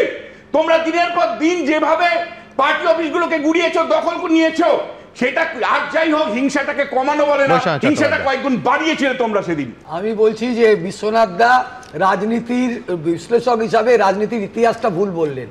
বা পশ্চিম বাংলায় এই ঘর ছাড়া বাড়ি ছাড়া খুনের রাজনীতি শুরু হয়েছে প্রথম যুক্তফ্রন্ট সরকার এবং দ্বিতীয় যুক্তফ্রন্ট সরকারের আমলে। এই যে বাড়ি ছাড়া ঘর ছাড়া মানুষকে কংগ্রেস আমলেও যেতে পারতো একদম, কিন্তু আমি বলছি শুরু হয়েছে বলে দাদা শেষ হবে না। বন্দ্যোপাধ্যায়ের গাড়ি যে ভাঙচুর হয়েছে ত্রিপুরায় উনি কন্ডেম করলেন না, উনি কোন কন্ডেম করলেন, তৃণমূলের বিরুদ্ধে বলে গেলেন, এটা নিরপেক্ষ বিশ্লেষণ নয়। আমি এক সেকেন্ড প্লিজ আমি থামালাম। তার কারণ হচ্ছে যে বিশ্বনাথ চক্রবর্তীকে আমি বলতে দেব না, এই জন্য দেব না যে বৈশ্বনাথদা বলছেন যে উনি কি কন্ডেম করেছেন, এখন নয়, তখন লক্ষ্য করুন 2021 সালের নভেম্বর মাসে এবং তার আগে পুরো ভোটের 21-এর পুরো ভোটের ঠিক আগে 22শে অক্টোবর যখন অভিষেক বন্দ্যোপাধ্যায় ত্রিপুরায় গেলেন, পরপর গাড়ি ভাঙচুর করা হয়েছিল রাজ্যসভার সাংসদ সুস্মিতা দেবের। দিনের পর দিন আমরা অনুষ্ঠানে, একাধিক অনুষ্ঠান, আমার মনে হয় 5 বা 6টা অনুষ্ঠান হয়েছিল ওই ঘটনা নিয়ে, এবং ত্রিপুরায় তৃণমূল আক্রান্ত সেই ঘটনা নিয়ে। এই বিশ্বনাথ চক্রবর্তী দিনের পর দিন কী ভাষায় বলেছিলেন আপনাদের মনে থাকবে, আমি দ্রুত কয়েকটা ঝলক দেখাই। যে গণতন্ত্র ত্রিপুরায় নেই বলে পশ্চিমবঙ্গে থাকবে না, এটা তো কোনো যুক্তি হতে পারে না। আবার পশ্চিমবঙ্গে গণতান্ত্রিক পরিবেশ নেই বলে ত্রিপুরায় আমি পরিবেশটাকে ওই রকম একই রকম করে দেব, এটাই বা কী যুক্তি হতে পারে? পাশাপাশি সমান জোরের সঙ্গে বলতে হবে। আমি দ্রুত এবার দেখাবো 2021-এর পুরো ভোটের ঠিক আগে 22শে অক্টোবর একটা অনুষ্ঠানের ঝলক। আজকেও দিলীপ ঘোষ বলেছেন যে পশ্চিমবঙ্গে বিরোধীদের জন্য গণতান্ত্রিক পরিসর নেই। আমি বলছি ত্রিপুরায় যেখানে বিজেপির সরকার, সেখানকার সরকার কোন উদাহরণটা রাখছে? আমি যদি শুধু ফ্যাক্টসে যাই, গত 2.5 মাসের মধ্যে, কারণ প্রথম তৃণমূলের ওপর আক্রমণ হয়েছিল 7ই আগস্ট, তো সেইখানে গত 2.5 মাসের মধ্যে 5টা অ্যাটাক হলো বিরোধী দলের ওপর। আমি বলছি শুধু একটা দলের ওপর, এখনও নিঃসন্দেহে অন্য বিরোধী দলও একই অভিযোগ করবেন। আমি বলছি কোন গণতান্ত্রিক পরিসরের উদাহরণ? আবার মনে করিয়ে দেব 2021-এর 21শে নভেম্বর সায়নী ঘোষ গ্রেফতার হয়েছিলেন, পরের দিন জামিন পেয়েছিলেন। অভিষেক বন্দ্যোপাধ্যায় বলেছিলেন দেশ এমন নৈরাজ্য আগে দেখেনি। দিলীপ ঘোষ বলেছিলেন, অনুষ্ঠান হয়েছিল সেই বক্তব্যকে সমালোচনা করে, যে ধমকালে চমকালে এমনই হবে। তার কারণ হিংসার কোথাও একটা দাঁড়ি টানতে হয়। তার মানে প্রতিক্রিয়া হচ্ছে না বা প্রতিক্রিয়া দিয়ে আগের ক্রিয়াটাকে নিষ্ক্রিয় করাও যায় না, আবার গোটা দেশের উদাহরণ দেখিয়ে এই রাজ্যে যেটা হচ্ছে সেটাকে ফেট করা যায় না, সেটা ম্লান হয়ে যায় না। পরের ঘটনা, এই স্বতঃস্ফূর্ত জনরোষের তত্ত্বে বছরের পর বছর, দিনের পর দিন এই রাজ্যে অন্য রাজ্যে বিরোধী দলের গলা টিপে মারা হয়। স্বতঃস্ফূর্ত জনরোষ, দাদা পাবলিক খেপে গেছে, পুলিশ কি করে আটকাবে? এই জিনিস যদি আপনি বলেন তাহলে সব থেকে বেশি ক্ষতি হবে যে কটা রাজ্যে বিজেপি বিরোধী দলে আছে, পশ্চিমবঙ্গ সহ সেই কটা রাজ্যে। বুঝতে পারছেন? স্বতঃস্ফূর্ত গণরোষের তত্ত্ব বিরোধী দল হিসেবে স্টুডিওতে অন ক্যামেরা দেওয়া মানে আপনি আপনার দলের বা যে দলকে আপনি সমর্থন করেন তার হাজার হাজার কর্মী সমর্থককে জীবনের ঝুঁকি দিতে বাধ্য করছেন, তাদের কার্যত বিপদের মুখে ধাক্কা দিয়ে ঠেলে দিচ্ছেন। দেখুন, এখানে যারা আছি দলমত নির্বিশেষে প্রাক্তন আইজি পঙ্কজ দত্তকে দেখে প্রত্যেকের হৃদয় ভারাক্রান্ত। ইনফ্যাক্ট ঘটনাচক্রে কয়েকদিন আগেই 1 বছর হলো ওই থানাতে ডেকে পঙ্কজদার নিগ্রহের ঘটনার। কিন্তু আমি এখান থেকে রাজ্যের আরেকটা অত্যন্ত রাজনৈতিকভাবে তাৎপর্যপূর্ণ ঘটনা, সেটা হচ্ছে রাজ্যপালের সাংবাদিক সম্মেলন দিল্লিতে বসে, এবং পরের পর রাজ্যপাল যা বললেন, অবশ্যই আমার পরবর্তী বক্তা কেয়ার কাছে আসব, কিন্তু তার আগে ঠিক কী বললেন রাজ্যপাল এই রাজ্যের আইন শৃঙ্খলা নিয়ে, এবং কল্যাণ বন্দ্যোপাধ্যায় তার স্বভাবসিদ্ধ ভূমিকায় একেবারে কড়া জবাব দিলেন, দেখাবো। There is a kind of Gunda Raj in many places in Bengal. ভারতবর্ষের সংবিধান অনুযায়ী সিবি আনন্দ বোস চলে না, এটা ফালতু লোক একবার। সোমবার মুখ্যমন্ত্রীর সফরের দিনই জলপাইগুড়ির নাগরাকাটায় ধসবিধ্বস্ত এলাকা পরিদর্শনে গিয়ে আক্রান্ত হন বিজেপি সাংসদ খগেন মুর্মু ও বিজেপি বিধায়ক শঙ্কর ঘোষ। রাষ্ট্রপতির সঙ্গে দেখা করার পর এই ঘটনার কড়া নিন্দা করে এবার আক্রমণ শানালেন রাজ্যপাল, কার্যত হুঁশিয়ারি দিলেন।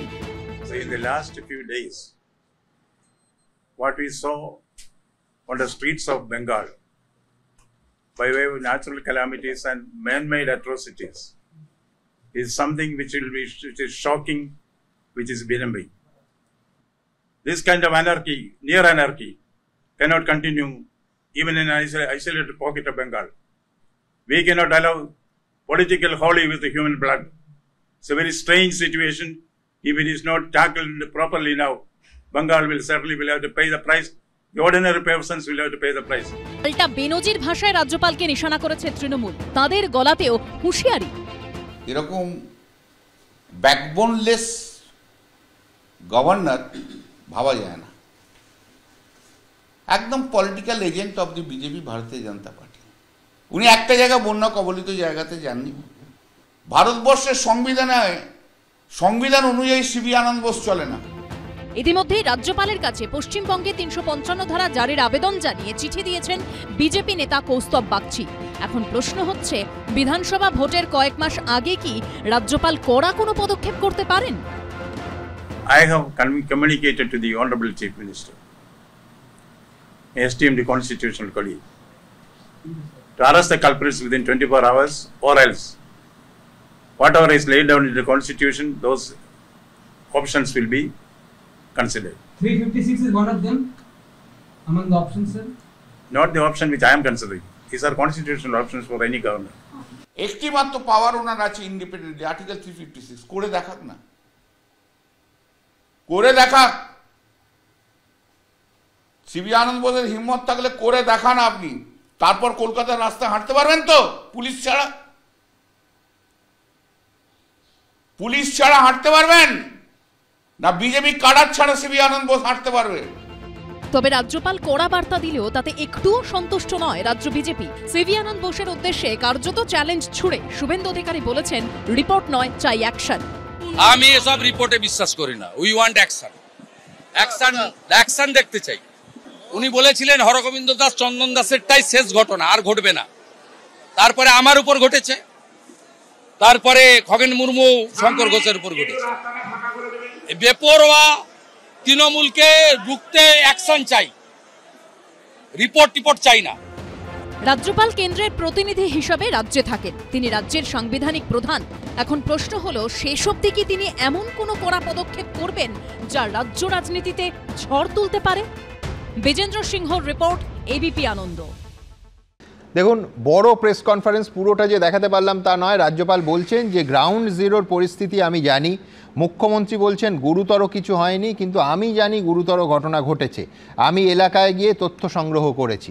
রাজ্যপাল বলছেন যে রাজ্যের একাধিক জায়গায় গুন্ডারাজ চলছে, আমি নিশ্চিত পুলিশ ঠিকমতো কাজ করছে না, এবং সবথেকে বড় কথা একাধিকবার বলছেন যে পরিস্থিতি খারাপ, এভাবে চলতে পারে না, এই রাজ্যে নৈরাজ্য চলছে, political Holi with people's blood, and this is not at all a normal situation. Bengal will pay the price if not controlled now. রাজ্যপাল রিপোর্ট দিলেন আজকে রাষ্ট্রপতিকে। এটা কি রাষ্ট্রপতি শাসনের ইঙ্গিত কে? সুমন, কিসের ইঙ্গিত আমি জানি না, কিন্তু এটুকু জানি যে এই মুহূর্তে যা ইঙ্গিত দেখতে পাচ্ছি, যে যেটা বলে ট্রেলার, যদি ট্রেলার এটা হয় তাহলে পরবর্তীকালে সিনেমাটা যে ভয়াবহ হবে, রক্তাক্ত হবে, সেটা বিলক্ষণ বোঝা যাচ্ছে। আমি একটু আগে আমাদের যখন তৃণমূল প্রতিনিধি বলছিলেন যে ওই ত্রিপুরার অফিস ভাঙচুর করা হয়েছে, আমি একটা ছবি দেখাতে চাই। আমি একটার পর একটা ছবি, আপনি যদি চান আমি পরে তারিখ সময় সব বলে দিতে পারি। এইটা সম্ভবত আসানসোল সালানপুর 2020, এইটা হচ্ছে নৈহাটি 2019, আমাদের পার্টি অফিস দখল করে নেওয়া হচ্ছে। এইটা হচ্ছে বীরভূমের ইলামবাজার, ভাঙচুর চালানো হয়েছে। এইটা হচ্ছে গলসি 2021, এইটা হচ্ছে উত্তর 24 পরগনা 2021, এটা এবিপি আনন্দের একটা ছবি। 2015 কাটোয়া, অনেক ছবি আছে, সময় অল্প। এটা হচ্ছে তেলিপুকুর 2015 ছবি, এবং অবশ্যই খুব টাটকা ছবি হচ্ছে পাঁচলার, যেটা এবিপি আনন্দর থেকে আমি এই কাটিংটা নিয়েছিলাম, যেভাবে পুড়িয়ে দেওয়া হয়েছিল জেহাদিদের দ্বারা। এছাড়াও বিভিন্ন ঘটনা এই রাজ্যে আমরা দেখেছি, জেপি নাড্ডা থেকে শুরু করে আমাদের সেই সময়কার আমাদের যিনি রাজ্য সভাপতি ছিলেন দিলীপ ঘোষ থেকে শুরু করে সুকান্ত মজুমদার, হাল ফিলে শুভেন্দু অধিকারীর উপর এই কোচবিহার এই আক্রমণ, এবং নিশীথ প্রামাণিক বারে বারে এই যে প্রাণঘাতীর মতো হামলা, এবং অবশেষে খগেন মুর্মু আজকে একটি ইন্টারভিউতে বলেছেন যে একেবারেই ঠান্ডা মাথায় তার প্রাণ নেওয়ার যে ছক কষেছিল, এটা কিসের ইঙ্গিত? আজকে দেখানো হচ্ছে একটা নাটক, গ্রেপ্তারের নাটক দেখানো হচ্ছে। কারা গ্রেপ্তার হয়েছে, কোথা থেকে গ্রেপ্তার হয়েছে, তাদের নাম আদর্শ এফআইআর আছে কিনা আমরা জানি না সুমন।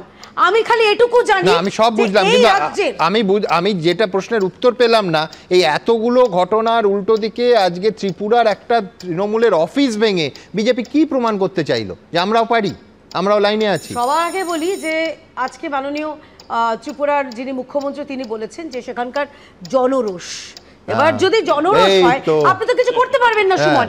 আচ্ছা একটা জিনিস বলুন তো, মানে আমাদের কি পড়ে পড়ে মার খেতে হবে? স্বয়ং গীতাতে বলেছে আমার নিজের আত্মরক্ষার অধিকার আছে, এবং এরপর থেকে পশ্চিমবঙ্গেও আমাদের আত্মরক্ষার জন্য আমাদের যা যা করার করতে হবে। কতদিন কর্মীদের আমরা রক্ত ঝরতে দেখবো, কতগুলো কর্মীকে আমরা খুন হতে দেখবো। এইবারে চলে আসে অন্য একটা বিষয় সুমন, আমরা দেখলাম রাজ্যের মুখ্যমন্ত্রী তিনি নাকি একটু আগে বললেন না তৃণমূলের প্রতিনিধি, দ্বিচারিতা, নরেন্দ্র মোদী দ্বিচারিতা, মমতা বন্দ্যোপাধ্যায়ের দ্বিচারিতা। আমি কয়েকটা উদাহরণ দিচ্ছি। উনি কি বললেন, খগেন মুর্মুকে দেখে, উনি ডাক্তার, উনি একেবারে এক দৃষ্টিতে দিব্য দৃষ্টিতে দেখেই বলে দিলেন কানের পেছনে ইনজুরি হয়েছে, বেরিয়ে বলেন কিছু না, উনি রেস্টে আছেন, ওনার ডায়াবেটিস আছে, ঠিক হয়ে যাবেন। এইখানে এসে আবার উনি আরেকটা তত্ত্ব দিলেন, ইন্টারনাল ফাইট। ভাবতে পারছেন, আমরা অনেক রকম মিথ্যে দেখেছি সুমন, নির্জলা মিথ্যে, নির্ভেজাল মিথ্যে, সাদা মিথ্যে, কালো মিথ্যে, এইরকম মিথ্যে আমরা দেখিনি। আসল ঘটনাটা এটা কি বলবে ডায়াবেটিক মিথ্যে? ডায়াবেটিক মিথ্যে, এটা ডায়াবেটিক মিথ্যে হতে পারে, এটা আমি জানি না কি মিথ্যে হতে পারে, কিন্তু এটুকু আমি জানি যে যখন উত্তরবঙ্গ ভাসছিল তখন মমতা ব্যানার্জি পশ্চিমবঙ্গের দক্ষিণবঙ্গের কার্নিভালে নাচছিলেন, কারণ উনি জানেন উত্তরবঙ্গে ওনার ভোট নাই, তাই উনি যাওয়ার তাগিদও দেখাননি। আর একটা শেষ কথা বলতে চাই, আপনি বললেন রাষ্ট্রপতি শাসন।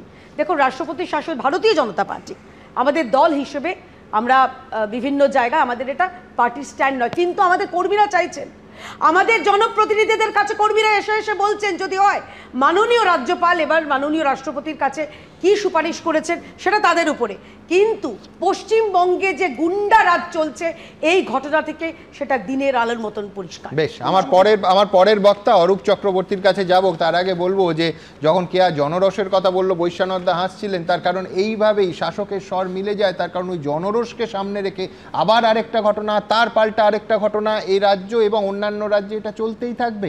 আমি কালকে একেবারে একাধিক ক্লিপিংস দেখিয়েছিলাম, আমি বলছি এই ট্র্যাডিশন কিন্তু বন্ধ হচ্ছে না। কিন্তু আমার পরের বক্তা যিনি আজকেই গান্ধীবাদকে সরিয়ে রেখে প্রয়োজনে সুভাষবাদের দিকে হাঁটতে চলে গেছেন, তার নাম অরূপ চক্রবর্তী। সুমন, প্রথমত আমি তখনও যে কথা বলেছি এখনও একই কথায় স্টিক করছি। দেখুন, আমরা ভারতবর্ষের সবকটি স্বীকৃত রাজনৈতিক দল প্রত্যেকে গণতন্ত্রের চর্চা করা উচিত। ঘটনাচক্রে যে আমি আস্তে আস্তে বারবার শুনছিলাম আপনার কথাগুলো, বা এখানে বাকি প্যানেলিস্ট যারা বলছেন, এখানে খগেন মুর্মুর উপর যে আক্রমণ হয়েছে সেই আক্রমণকে কিন্তু কেউ এন্ডোর্স করেন, উল্টে মমতা বন্দ্যোপাধ্যায় থেকে শুরু করে প্রত্যেকেই আক্রমণের নিন্দা করেছেন।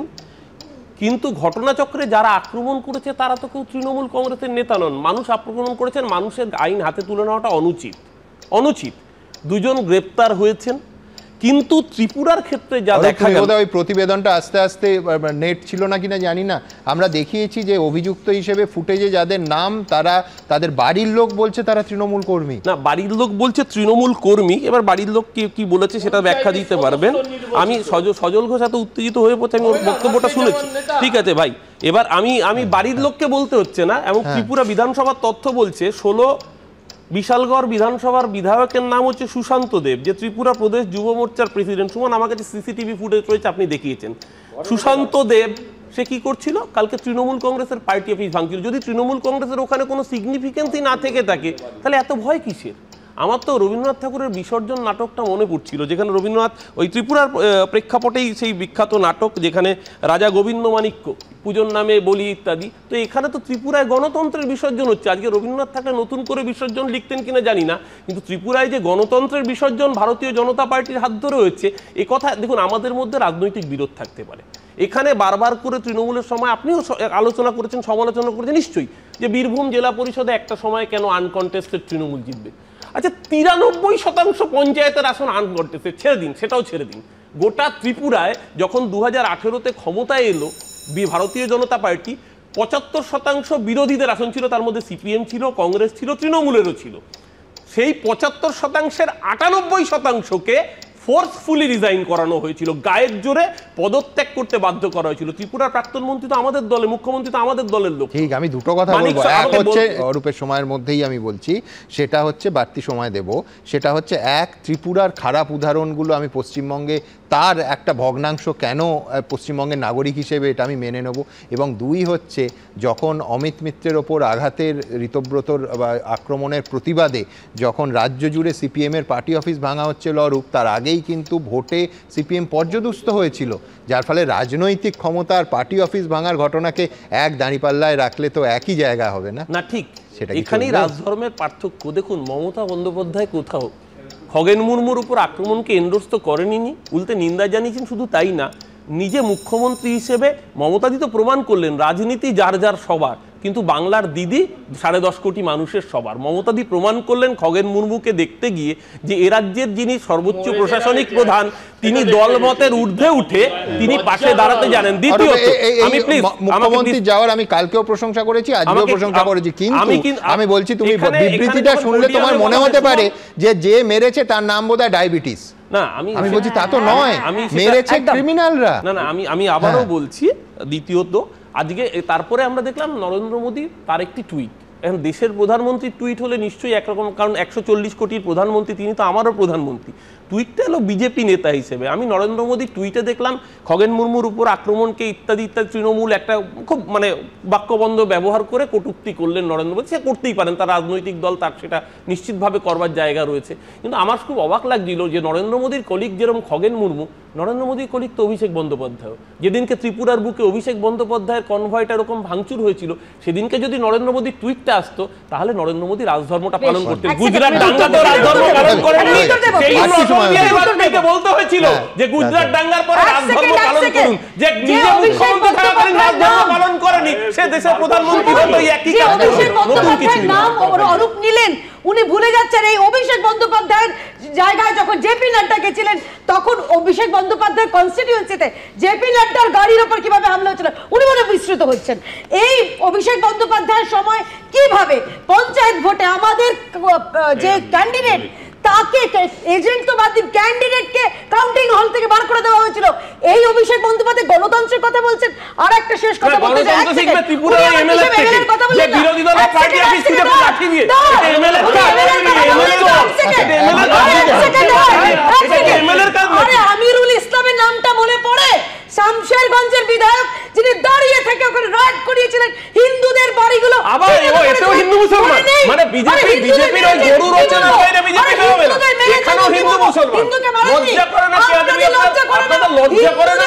মানুষের চামড়া গায়ে আছে, আপনাদের গায়ে মানুষের চামড়া আছে, মানুষের চামড়া মহিলা করতেন না। এটা মহিলাকে অপমান, এটা মহিলাকে অপমান, মানুষের চামড়া মহিলাকে অপমান না, কোন মহিলাকে অপমান না,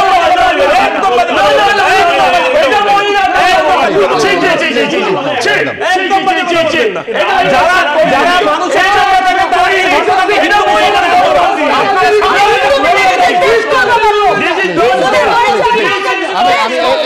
এই মুহূর্তে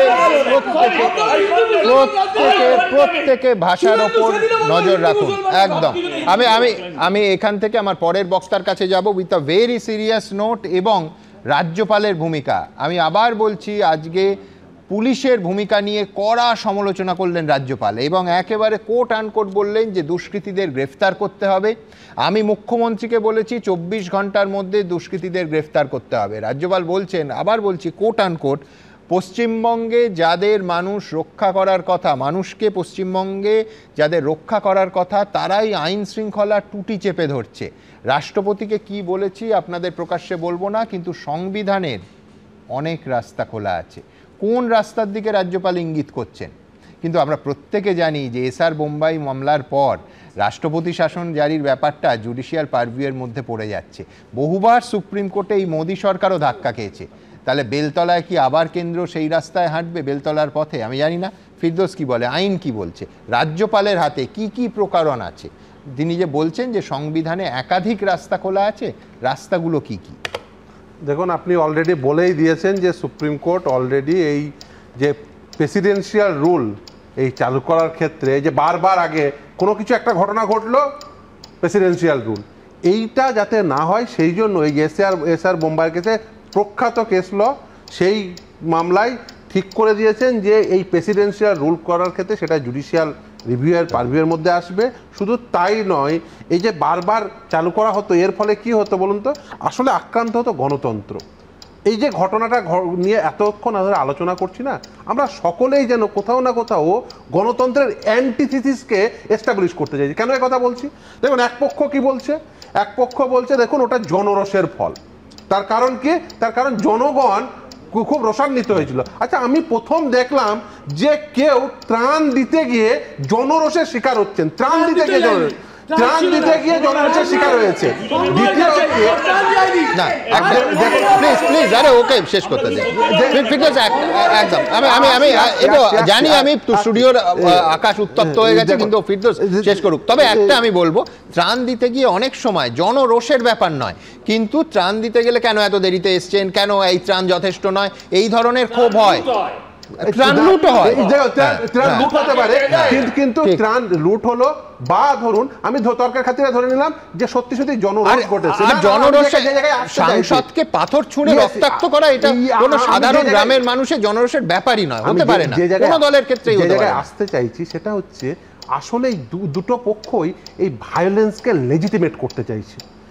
এক পক্ষ বলছেন এই জনরসের অ্যান্টিথিসিস হচ্ছে এই জনরসের ফলে যেমন আক্রান্ত হলো সাংসদ, সেই সাংসদ আক্রান্ত হওয়ার পরে ত্রিপুরায় আমরা আক্রমণ করলাম ওই পার্টি অফিস। দুটোই নিন্দনীয় এবং সমানভাবে নিন্দনীয়। তার কারণ কি? দেখুন, দুজনই ভায়োলেন্সকে তারা নিজের হাতিয়ার করতে চাইছেন এবং এই ভায়োলেন্সকে হাতিয়ার করে ওরা ভাবছেন গণতান্ত্রিকভাবে ক্ষমতায় টিকে থাকবো। এটা কিন্তু গণতন্ত্রের অ্যান্টিথিসিস। যদি জনরস কোনোভাবে শাসকের বিরুদ্ধে তৈরি হোক বা বিরোধীদের বিরুদ্ধে তৈরি হোক, কোনোটাই কিন্তু গণতন্ত্রের জন্য সুস্থতার লক্ষণ নয়। কারণ গণতন্ত্রে যদি জনরস তৈরি হতে থাকে, আজকে বিরোধীদের বিরুদ্ধে তৈরি হচ্ছে, কালকে কিন্তু শাসকের বিরুদ্ধেও তৈরি হতে পারে। ফলে সেটা যদি তৈরি করতে দেন তাহলে কিন্তু এই কনফ্লিক্টকে ম্যাক্সিমাইজ করা হয়, মিনিমাইজ করা হয় না। গণতন্ত্রে কখনোই এই স্পেস তৈরি করতে দেওয়া উচিত নয় যে জনরস তৈরি হবে। এবার আসি যে বলছেন যে এটা সেলফ ডিফেন্স। আচ্ছা, সেলফ ডিফেন্স কাকে বলে? একজন মানুষ তিনি যখন আক্রান্ত হবেন সমান ফোর্স প্রয়োগ করে তিনি যাতে আক্রান্ত না হন, একটা জিনিস বুঝতে একেবারে অপারগ হচ্ছি যে এটা রাজনৈতিক দলের সেলফ ডিফেন্স কিভাবে এইভাবে তৈরি হতে পারে যে উত্তরবঙ্গে আক্রান্ত হলে ত্রিপুরায় তার সেলফ ডিফেন্স তৈরি হবে। এটা কখনোই হতে পারে না। উত্তরবঙ্গের যে মানুষ আক্রান্ত হলো তার সেলফ ডিফেন্স তৈরি হবে ত্রিপুরায়। এটা যদি হতে থাকে তাহলে এই গণতন্ত্রের যে সুস্থতা, সেই সুস্থতা নষ্ট হয় এবং অসুস্থতা তৈরি হয়। এই অসুস্থ গণতন্ত্র থেকে সমস্ত রাজনৈতিক দলকে বেরিয়ে আসতে হবে। শুধুমাত্র এই তৃণমূল কংগ্রেস বা বিজেপির বিষয় নয়, এই অসুস্থ গণতন্ত্র থেকে যদি বেরিয়ে আসতে না পারেন তাহলে যেটা হবে সেটা হচ্ছে গণতন্ত্র দুর্বল হবে। আর গণতন্ত্র যত দুর্বল হবে তত গণতান্ত্রিকভাবে যারা বেনিফিশিয়ারি, তিনি এমএলএ হতে পারেন, তিনি এমপি হতে পারেন, তিনি রাজনৈতিক দলের নেতা হতে পারেন, ইভেন তিনি মন্ত্রী হতে পারেন। কারণ গণতন্ত্রের বিগেস্ট বেনিফিশিয়ারি হচ্ছে এই মন্ত্রীরাই। ফলে তারা যদি এই বেনিফিশিয়ারি জায়গা থেকে এইগুলোকে প্রমোট করতে থাকে তারাই সব থেকে বেশি আক্রান্ত হবে। একদম, আমি বিষয়টার কাছে যাবো, তার আগে একটা আমার যোগ করতেই হবে, সেটা হচ্ছে ও বললো দুই পক্ষই তারা স্বতঃস্ফূর্ত জনরসের তত্ত্ব নিচ্ছে। দুই পক্ষ না, এটা শাসকের কণ্ঠস্বর। গতকাল একটা তালিকা দেখিয়েছিলাম, ফুটেজ দেখিয়েছিলাম আর্কাইভ থেকে, যে বামেরা যখন এই রাজ্য শাসন করত পরের পর ঘটনা হয়েছিল, জনরস বলা হয়েছিল। মঙ্গলকোটে ত্রাণ নিয়ে গেছিলেন তৎকালীন কংগ্রেস নেতা মানস ভূঁইয়া, আজকে তৃণমূলের মন্ত্রী। কেন ত্রাণ না, মঙ্গলকোটে তাদের কিছু কংগ্রেস সমর্থকদের বাড়ি জ্বালিয়ে দেওয়া হয়েছিল। তাকে দৌড় করে একাধিক সিপিএম নেতা অন ক্যামেরা, আজও আর্কাইভে আছে, বলেছিলেন জনরোষ। বুদ্ধদেব ভট্টাচার্য অবশ্য তাকে সেই মুহূর্তে শুধু যে পুলিশি সুরক্ষা দেন তা নয়, তার পরবর্তী সময় এই জনরোষের কথা অন্তত পাবলিকলি মুখ্যমন্ত্রী বলেন, তৎকালীন মুখ্যমন্ত্রী। রাজ্যপালের আজকের বক্তব্য আপনি কনস্টিটিউশনাল পজিশন থেকে দেখছেন, কিন্তু আমি ওনার বক্তব্যটা খুব ভালো করে দুবার শুনেছি। আমার একেবারেই কনস্টিটিউশনাল জায়গা থেকে ওনার বক্তব্য মনে হয়নি, বরঞ্চ পলিটিক্যাল মনে হয়েছে। কি পলিটিক্যাল? রাজ্যপালকে বারবার সাংবাদিকরা প্রশ্ন করছেন যে আপনি তো 24 ঘন্টা সময় দিয়েছিলেন, গ্রেপ্তার হলো। উনি বলছেন যে উনি 24 ঘন্টা সময়টা পাবলিকলি জানিয়ে দিয়েছেন। বলছে না, এটা তো মুখ্যমন্ত্রী আর রাজ্যপালের মধ্যে, এটা আমি বলতে পারি না, বাইরে বলতে পারি না। তারপরে আবার প্রশ্ন করেছে, তখন বলছে একটু ওয়েট করুন, দেখতে পাবেন। আমি কিন্তু এটা মনে করি রাজ্যপাল এবং মুখ্যমন্ত্রীর মধ্যে একটা বেল আউট, অর্থাৎ আরও পরিষ্কার করে বললে মমতা বন্দ্যোপাধ্যায় এবং আনন্দ বোসের মধ্যে একটা সমঝোতার এক্সিট রুট হিসাবে দুজনকে অ্যারেস্ট করা হয়েছে।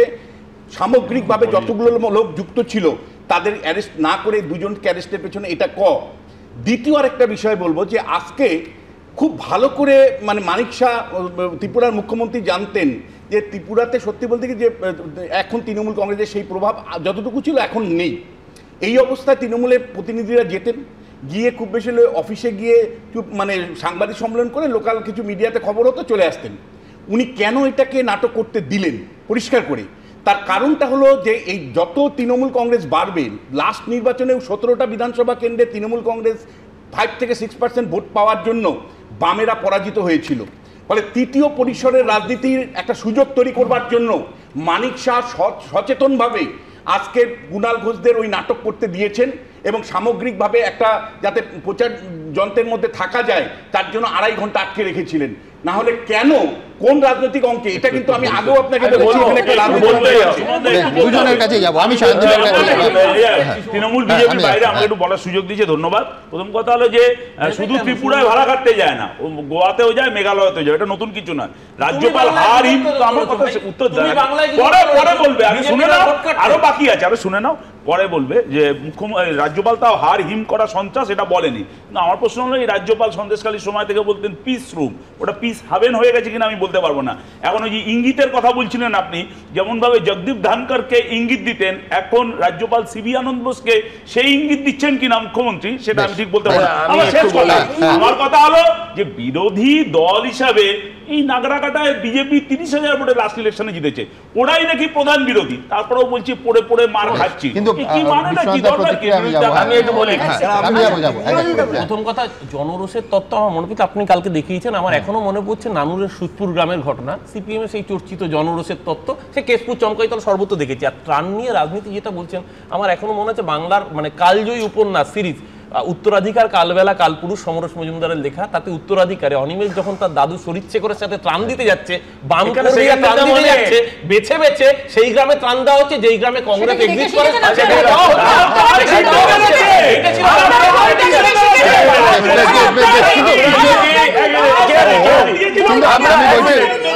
সজল, বিশ্বনাথ চক্রবর্তী মারাত্মক অভিযোগ করেছেন, যেটা মুখ্যমন্ত্রী এবং রাজ্যপালের মধ্যে ওনার একটা সম্ভাবনা মনে হয়েছে যে বেল আউট করেছেন। এআই টেকনোলজি ফেল বিশ্বনাথ বাবুর কাছে, এআই টেকনোলজি ফেল।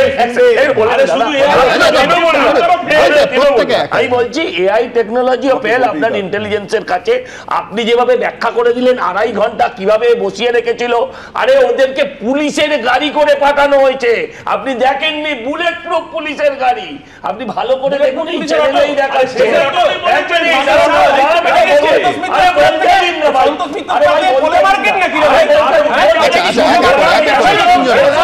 এক মিনিট দাঁড়াও, পুরোদের হয়ে বলো না, ওরা পিঠে কুলো বেঁধে গেছিল যে আজ ওরা মার খাবে, বলির মাথা হয়ে গেছিল, কিন্তু বলিটা হতে দেয়নি। যতটুকু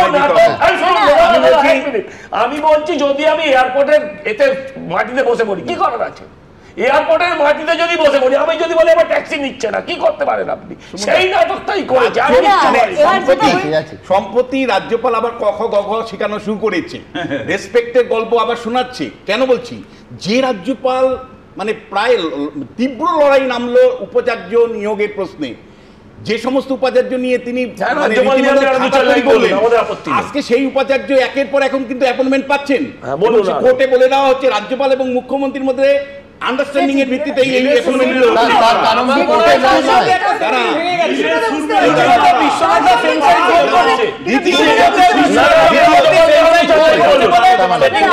দ্বিতীয় যেটা, যখন মানে 100 দিনের কাজ নিয়ে অভিষেক বন্দ্যোপাধ্যায় যখন আন্দোলন করছিলেন, শেষ পর্যন্ত রাজ্যপালই তো বেল আউট করে দিয়ে দিল্লিতে চলে গেল। আন্দোলনের যে একটা মিনিমাম লেভেলে যে সম্মানজনক সমাপ্তি ঘটলো আন্দোলনের, সেই আন্দোলনের সম্মানজনক মানে সমাপ্তি কে ঘটিয়েছিল? রাজভবন ঘটিয়েছিল। দিল্লিতে নিয়ে গেল অভিষেক বন্দ্যোপাধ্যায়ের দাবিগুলোকে নিয়ে। আমি আসছি, যেহেতু সেটিং এর তত্ত্ব আমি আসবো। বিষয়টা হচ্ছে আজকে যেটা সজলদা বললেন একদম সঠিক বলেছেন, যে এরা ঠিকই করেছিল একটা নাটক করে। ধরুন আপনি ফ্লাইট থেকে নামছেন, আপনার আগে 3 জন লোক, না কেন আগে 3 জন লোক, এখানেই বসে পড়বো, মানে একটা না একটা বাহানা নিয়ে ওদের তো দরকার ছিল অ্যাটেনশন। এই নাটকটাই যে গাড়ি আসেনি, আরে ওরা কোন গাড়িগুলোকে না আটকাতে, গাড়িগুলোকে না আটকাতে, এটা চরিত্র বাংলা গাড়ি ভেঙেছে, ভালো গাড়ি ছবি লাগাও না। আমি কিন্তু একটা কথা বোথ অরূপ চক্রবর্তী এবং বিশ্বনাথ চক্রবর্তী, দুই চক্রবর্তীর সঙ্গে একমত তার কারণ হচ্ছে ধরুন এই বাধাটা যদি না দেয়া হতো তাহলে তো আমি রাজনৈতিক দিক থেকে বলছি, এই পাবলিসিটি, এই প্রতিনিধি দল, এই গোটা দিন একটা তোলপাড়, একাধিক ক্ষেত্রে একাধিক চ্যানেলে লাইভ চলছে, এই জিনিস কি হতো আমি জানি না। কিন্তু এই প্রশ্ন আমার থাকলো, ঠিক যেরকম অরূপদের কাছে আমার প্রশ্ন থাকে যে প্রত্যেক বিরোধী দলের নেতাদের কেন রাজনৈতিক কর্মসূচি আটকানো হয়, তিনি কোর্টে যান, কোর্ট তারপরে অনুমতি দেয়, তারপরে তিনি করেন, মানে আমি বলছি গোটা বিষয়টা তো কয়েক স্তরে বড় হয়ে যায়।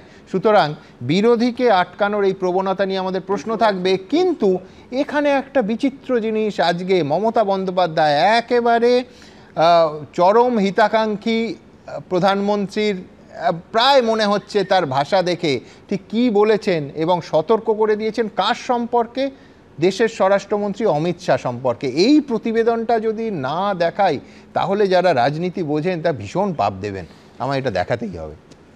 একদিন ও আপকা বড় মির্জাফর হয়ে যায়গা।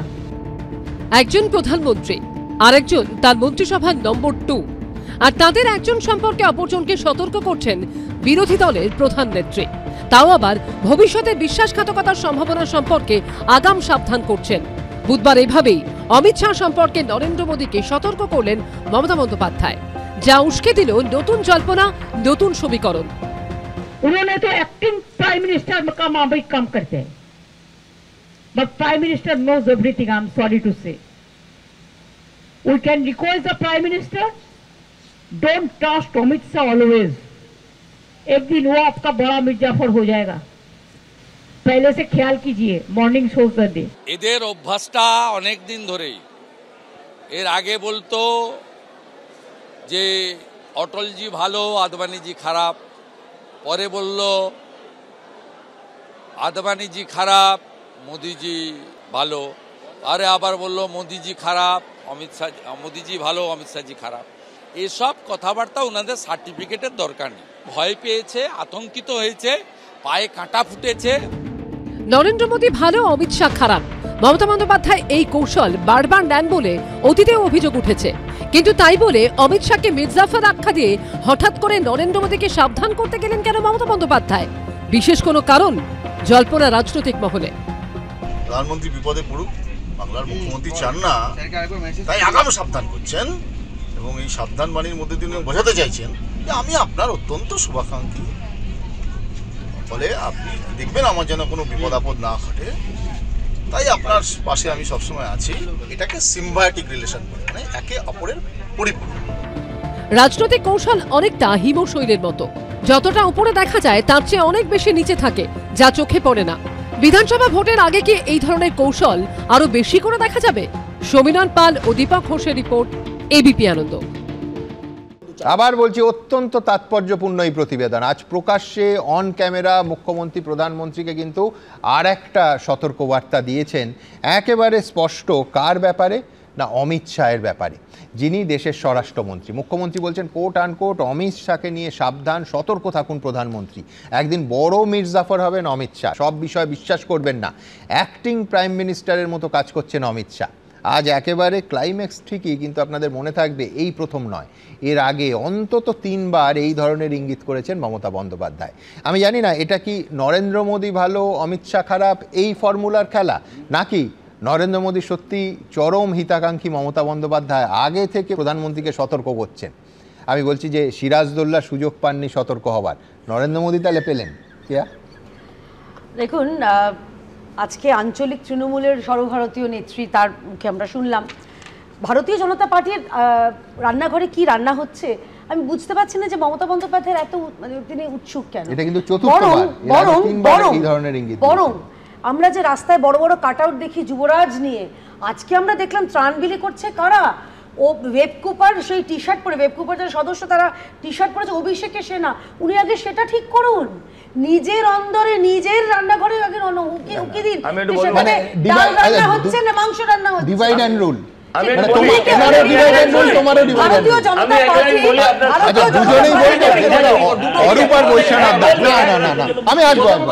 অভিষেক বন্দ্যোপাধ্যায়কে যদি জিজ্ঞাসা করেন, অভিষেক বন্দ্যোপাধ্যায় বলবে আমি মমতা দিচ্ছি না। এর থেকে বড় উত্তর আর কিছু হতে পারে না, কারণ যারা অভিষেকের সেনা তারা বাই ডিফল্ট মমতা দিচ্ছে না। কেন বলছি, মমতা দি যখন বলেছেন সুনির্দিষ্ট তথ্যের ভিত্তিতে বলেছেন, কারণ মানে অমিত শাহ যে ট্র্যাক রেকর্ড। আচ্ছা, এই তথ্যটা ভালো হতো না উনি যদি ফোন করে প্রধানমন্ত্রীকে ব্যক্তিগতভাবে বলতেন। উনি দুনিয়ার সংবাদ মাধ্যমের সামনে সতর্ক করেন। না, আপনি শুনুন, অমিত শাহ একটা অদ্ভুত ট্র্যাক রেকর্ড আছে। অমিত শাহ নিজে একটা পার্লামেন্টে বিল এনেছেন যে 90 দিনের বেশি জেল খাটলে তার সমস্ত পদ চলে যাবে। উনি নিজে সিবিআইয়ের হাতে জেল খেটেছেন এবং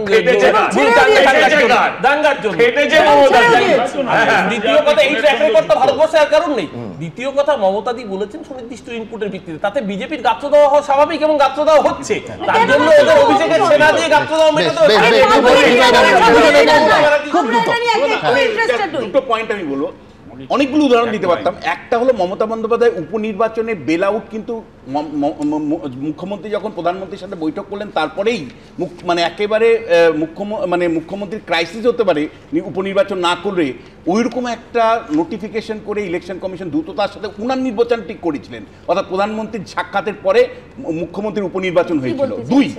দুই সেটা হলো যে অল ইন্ডিয়া সিভিল সার্ভিস মানে জেপি নাড্ডাকে আক্রান্ত হওয়ার পরে অল ইন্ডিয়া সিভিল সার্ভেন্টদেরকে নিয়ন্ত্রণ করবার জন্য একটা বিল আনা হয়েছিল। মমতা বন্দ্যোপাধ্যায় এখান থেকে চিঠি পাঠালেন, সেই বিল অমিত শাহ টেবিলেই পড়ে থাকলো।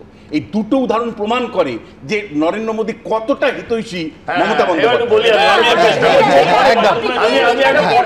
এবার আমার এইদিকে আসতে একটা পরম্পরা আছে, যখন বাজপেয়ীজি ক্ষমতায় তখন বাজপেয়ীজি খারাপ বিরোধীদের কাছে, তারপরে যখন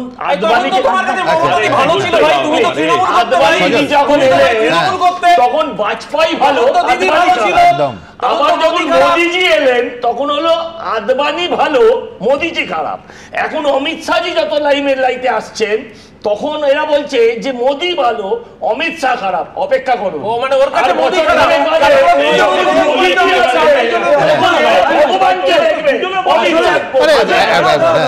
সজল যে সমস্ত কথা বলছে, যখনকার কথা বলছে, তখন কিন্তু ওর অবস্থানটা কোথায় ছিল, কোন দলে?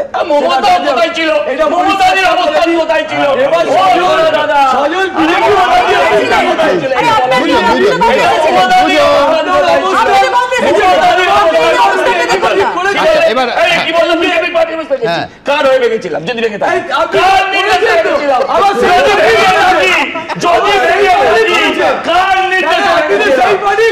বন্দ্যোপাধ্যায়ের নির্দেশে।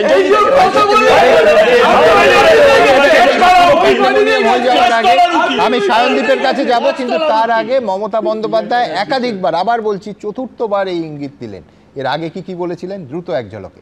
We can request the Prime Minister, don't trust Amit Shah always. Modi ভালো, শাহ খারাপ। শাহকে বিশ্বাসের প্রশ্নে মোদিকে বারবার সতর্ক করা। একই পরিবারের দুই সদস্যকে নিয়ে ভিন্ন অবস্থান। গত এক বছরে একাধিকবার মোদিকে একপাশে সরিয়ে রেখে তারই ছায়ার সঙ্গে অমিত শাহকে আক্রমণ করেছেন মমতা বন্দ্যোপাধ্যায়। বুধবারও তার ব্যতিক্রম হয়নি। मीटिंग करके उसको लीडर आके बोलता है बंगाल में हम कয়েক लाख वोट का नाम बांट देंगे, आप कहिए अभी natural calamities, rainy season, festival, इसमें 15 दिन का अंदर एसआईआर थोड़ा ही होता है, सबको नाम तुलना पड़ेगा। ये क्या सोचता है ये लोग? बीजेपी का पार्टी का कमीशन होगा ना, commission for democratic rights, civic rights of the people होगा। ये पूरा अमित शाह का खेल है। এই প্রথম নয়, এর আগে মুর্শিদাবাদে অশান্তির জন্য অমিত শাহকে দায়ী করে তীব্র আক্রমণের পাশাপাশি তাকে নিয়ন্ত্রণের জন্য কার্যত নরেন্দ্র মোদীকেই পরামর্শ দিয়েছিলেন মমতা বন্দ্যোপাধ্যায়। সবচেয়ে দেশের ক্ষতি করেছেন আপনি। মোদিজিকে আমি রিকোয়েস্ট করব, দয়া করে লোকটাকে কন্ট্রোল করুন। সমস্ত এজেন্সিকে দিয়ে দিয়েছেন ওনার হাতে, আর উনি সমস্ত প্ল্যান তৈরি করছেন। চলতি বছর টিএমসিপি প্রতিষ্ঠা দিবসের মঞ্চ থেকে অমিত শাহের ছেলে জয় শাহের প্রসঙ্গ তুলেছিলেন মমতা বন্দ্যোপাধ্যায়। জয় শাহের আইসিসির চেয়ারম্যান হওয়ার প্রসঙ্গ টেনে আক্রমণ শানিয়েছিলেন। পরিবারতন্ত্র করেন না অমিত বাবু, আপনার ছেলে ইন্টারন্যাশনাল ক্রিকেট বোর্ডের প্রেসিডেন্ট। তারও আগে নাম না করে অমিত শাহকে অ্যাক্টিং প্রাইম মিনিস্টার বলে নিশানা করেছিলেন Mamata Bandyopadhyay. I'm not talking about Prime Minister, but who is now acting Prime Minister. Sorry, may I repeat? Who is acting Prime Minister of this country? Amit শাহের প্রতি গরম হলে কি তাহলে নরেন্দ্র মোদীর প্রতি নরম মমতা বন্দ্যোপাধ্যায়? এমনটা হলে কেন? দিদি মোদি ভাই ভাই স্পষ্ট, এবং এইটাই কার্যত পরম্পরা, যে পরম্পরায় মমতা ব্যানার্জি চলছেন। বাজপেয়ী ভালো, আদবানি খারাপ, আদবানি ভালো, মোদি খারাপ, মোদি ভালো, অমিত শাহ খারাপ, মির্জাফর। আসলে দিদি মোদি ভাই ভাই। রাজনীতির সম্ভাবনার শিল্প, তাই রাজনীতিবিদরা যা বলেন তার নেপথ্যের কারণ নিয়ে জল্পনা চলবেই। সমীরণ পাল ও অনির্বাণ বিশ্বাসের রিপোর্ট, এবিপি আনন্দ। রাজ্যপালকে কটাক্ষ এই মুহূর্তে সব থেকে বড় খবর, এবং কটাক্ষ তৃণমূল কংগ্রেসের তরফে নয়, বামেদের তরফে নয়, কংগ্রেসের তরফে নয়, স্বয়ং শুভেন্দু অধিকারী একান্ত সাক্ষাৎকারে এবিপি আনন্দকে কটাক্ষ করলেন তার বক্তব্যে রাজ্যপালকে। কোট অ্যান্ড কোট বললেন, মুখের কথা আমরা অনেক শুনেছি, ওসব রিপোর্ট দিয়ে লাভ নেই, উই ওয়ান্ট অ্যাকশন। উনি এর আগে অনেকবার বলেছেন আর হবে না, তারপর আবার হামলা হয়েছে, সম্ভবত মুখ্যমন্ত্রীকে মিন করছেন, কি করেছেন, এখন আবার এই সব বলছেন। একদম সরাসরি রাজ্যের রাজ্যপালকে কটাক্ষ করলেন শুভেন্দু অধিকারী। ঠিক কি বলেছেন দেখাবো। আমি এসব রিপোর্টে বিশ্বাস করি না, উই ওয়ান্ট অ্যাকশন। অ্যাকশন দেখতে চাই। উনি বলেছিলেন হরগোবিন্দ দাস চন্দন দাসেরটাই শেষ ঘটনা, আর ঘটবে না। তারপরে আমার উপর ঘটেছে, তারপরে খগেন মুর্মু শঙ্কর ঘোষের উপর ঘটেছে। বেপরোয়া তৃণমূলকে রুখতে অ্যাকশন চাই, রিপোর্ট চাই না। বিজেপি তৃণমূলের কাছে পরে যাব, আগে সায়নদীপ। আমি আগে প্রথমে বলি যে সবকা মালিক এক হ্যায়, দিদি মোদি সেম হ্যায়।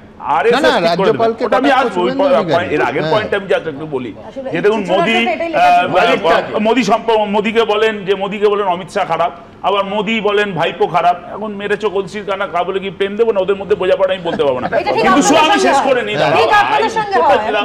শুভেন্দু অধিকারী বোঝা যাচ্ছে যে শেষ পর্যন্ত বিজেপিকে ছেড়ে রাজ্যপালের আশ্রয়ে এসছেন, বিজেপিকে দিয়ে এখানে কিছু হবে না। উনি বলছেন তো, আরে উনি বলছেন যে রাজ্যপাল অ্যাকশন, মানে অ্যাকশন নেওয়ার ব্যবস্থা হোক। মানে বিজেপি রাজনৈতিক দল হিসেবে তৃণমূলের বিরোধিতা করবার জায়গায় নেই। এখন রাজ্যপাল, রাষ্ট্রপতি 356 এর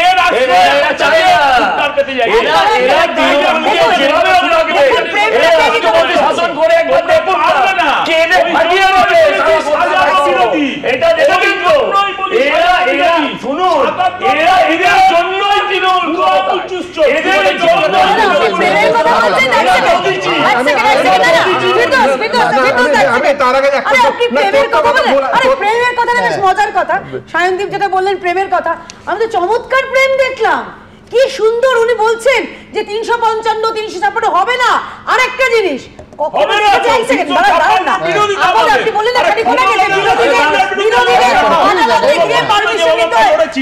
বিরোধী মানে ভারতীয় জনতা পার্টি, কখনো দেখেছেন এদের কোন মিটিং মিছিলের জন্য আদালতে কি পারমিশন নিতে হয়েছে?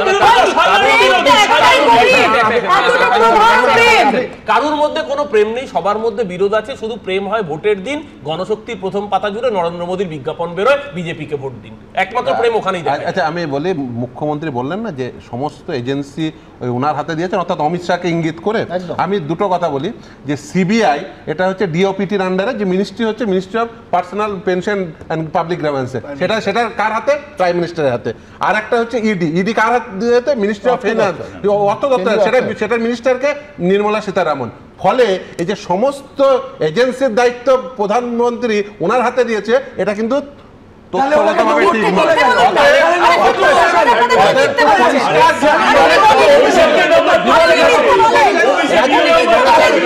এখানে একাধিক রাজনৈতিক দলের প্রতিনিধিরা আছেন, তাদের সঙ্গে বিরোধ থাকবে, তাদের মধ্যে বিরোধ থাকবে, এটা স্বাভাবিক। কিন্তু বর্ষিয়ান সাংসদ দশকের পর দশক সংসদীয় রাজনীতি করছেন, তার লাইনের সঙ্গে তৃণমূল কংগ্রেসের লাইনের কি বিরোধ আছে আমি জানি না, কিন্তু আজকে যে ভাষায় সৌগত রায় এই নাগরাকাটার ঘটনার তীব্র সমালোচনা করেছেন, সেটা পার্টি লাইনের মধ্যে থাকলো নাকি কিছুটা ছাড়িয়ে গেল? পাশাপাশি সুদীপ বন্দ্যোপাধ্যায়ের বক্তব্য এই পরের প্রতিবেদন আপনাদের সামনে রাখবো, দেখুন। খুব নিন্দা করছে, খুব খারাপ, খুব দুঃখের ব্যাপার, আমি বলছি তো। এবং খগেন মুর্মু তো রাউডি হিসেবে পরিচিত নয়, সুতরাং খুব খারাপ। দুর্যোগ বিপর্যস্ত নাগরাকাটায় ত্রাণ দিতে গিয়ে মালদা উত্তরের বিজেপি সাংসদ খগেন মুর্মুর রক্তাক্ত হওয়ার ঘটনায় তোলপাড় রাজ্য। এখনও আইসিইউতে ভর্তি তিনি, যদিও মুখ্যমন্ত্রীর দাবি গুরুতর আঘাত নেই। उसको कान पे थोड़ा चोट है, लेकिन उन्होंने डायबिटिक का पेशेंट है, इसी के लिए ऑब्जर्वेशन है। एक केबिन में है, मैंने देख के आया, जिसको आईसीसीयू बोलता है। আর এই আবহেই কার্যত দলের উল্টো পথে হেঁটে বিজেপি সাংসদের ওপর হামলার তীব্র নিন্দা করলেন তৃণমূলের বর্ষিয়ান সাংসদ সৌগত রায়। কাউকে মারাই অন্যায়, তার উপর তিনি যদি নির্বাচিত জনপ্রতিনিধি হন, তাকে মারা এবং এত সিরিয়াসলি মারা খুব খারাপ খারাপ বার্তা পৌঁছয়। আমি খুব দুঃখিত এই ঘটনায়। যখন বিজেপি সাংসদকে দেখতে হাসপাতালে গেলেও ঘুরিয়ে বিজেপির জনপ্রতিনিধিদের দিকেও আঙুল তুলেছেন মমতা বন্দ্যোপাধ্যায়। अगर कोई डिजास्टर होता है, साथ साथ में वीआईपी लोगों को 30-40 गाड़ी लेके जाना, कन्वॉय एक नहीं 4-5 को 7-8 को 30-40 गाड़ी का कन्वॉय लेके जाना ठीक है, ठीक होता है? And without information, without any information with the police.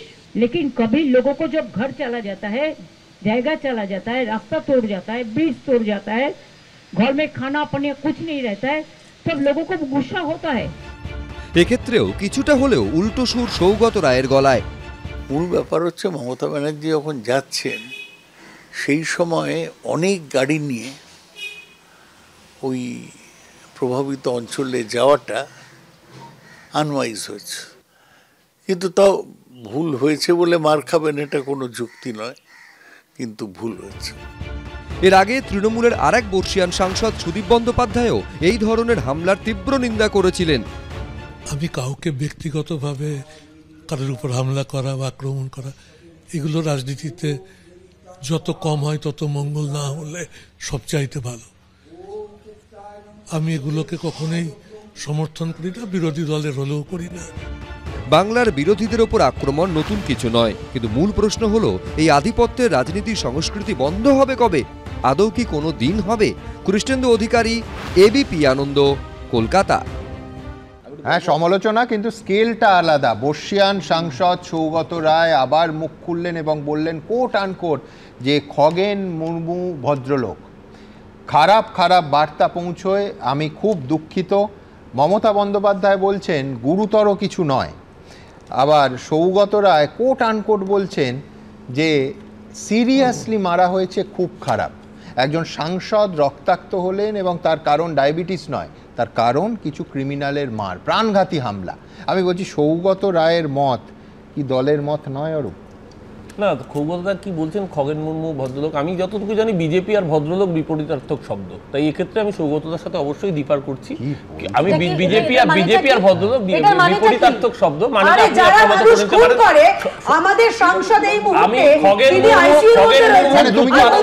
তুমি কি ভদ্রলোক শব্দ মানে প্রধানমন্ত্রী ভদ্রলোক অন্যরা নয়, এটা এইটা বোঝাতে চাইছো? কামনা করি বিজেপি মানে তারা যারা ধর্মের ভিত্তিতে মানুষ খুন করে, বিজেপি আর ভদ্রলোক বিপরীতার্থক শব্দ। বিজেপি মানে তারা যারা ধর্মের ভিত্তিতে ভেদাভেদ করে, তাই বিজেপি আর ভদ্রলোক বিপরীতার্থক শব্দ। বিজেপি মানে তারা যারা বলে বুধবার দাঙ্গার সময় গাড়ির নিচে একটা কুকুরের বাচ্চা চলে এলে খারাপ লাগে, যারা সংখ্যালঘুদের কুকুরের সাথে তুলনা করে, তারা বিপরীতার্থক। মানে আমি বুঝতে পারছি ভোট এসে যাচ্ছে, তার কারণ আমি তো একাধিক শোতে আমি বলছি তৃণমূলের চরম সমালোচককেও এখানে এই প্যানেলে বলতে শুনেছি যে অরূপ চক্রবর্তী ভদ্রলোক তৃণমূলের মতো নয়। আমি আমাদের যিনি বিধায়ক বিধানসভার মুখ্য সচেতক ডক্টর শঙ্কর ঘোষ, তার সঙ্গে এই স্টুডিওতে আসার আগে আমি ফোন করেছিলাম তার শারীরিক অসুস্থতা কেমন আছেন জানতে। উনি একদম বলতে বলেছেন যে মমতা বন্দ্যোপাধ্যায় যে নির্জলা নির্ভেজাল মিথ্যে বলছিলেন না, উনি বারবার বলছেন 40টা 50টা গাড়ি, ওখানে 5টা থেকে 6টা গাড়ি ছিল, চল বলেনি 4টে থেকে 5টা থেকে 6টা গাড়ি ছিল।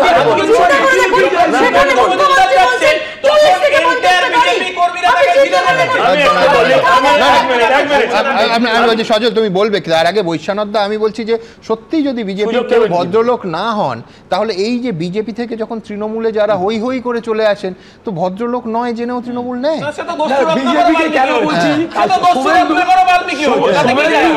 শুভেন্দু কালকের ঘটনাটা সেই উত্তরবঙ্গের ঘটনাটা বলছে কি একটি বিশেষ সম্প্রদায়ের লোকই এটা করেছে, মানে গোটা রাজনীতিটা মানুষকে ভাবতে হয়, মানুষকে ভাবতে হয়, সাম্প্রদায়িক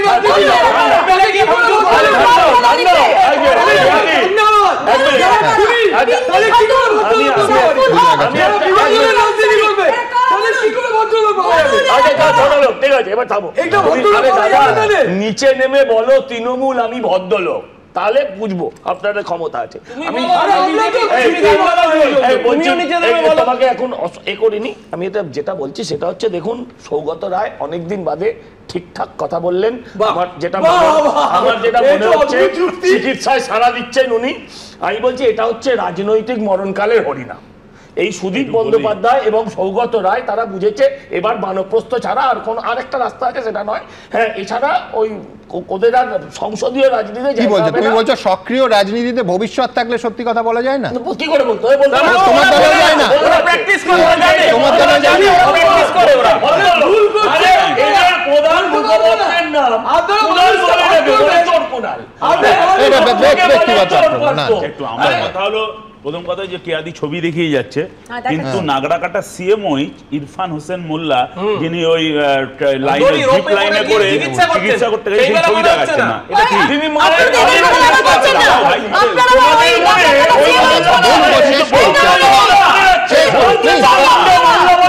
এবার আমার কথা হলো সৌগত রায় হঠাৎ ধোয়া তুলসী পাতা কি করে হয়ে গেল আমি জানি না।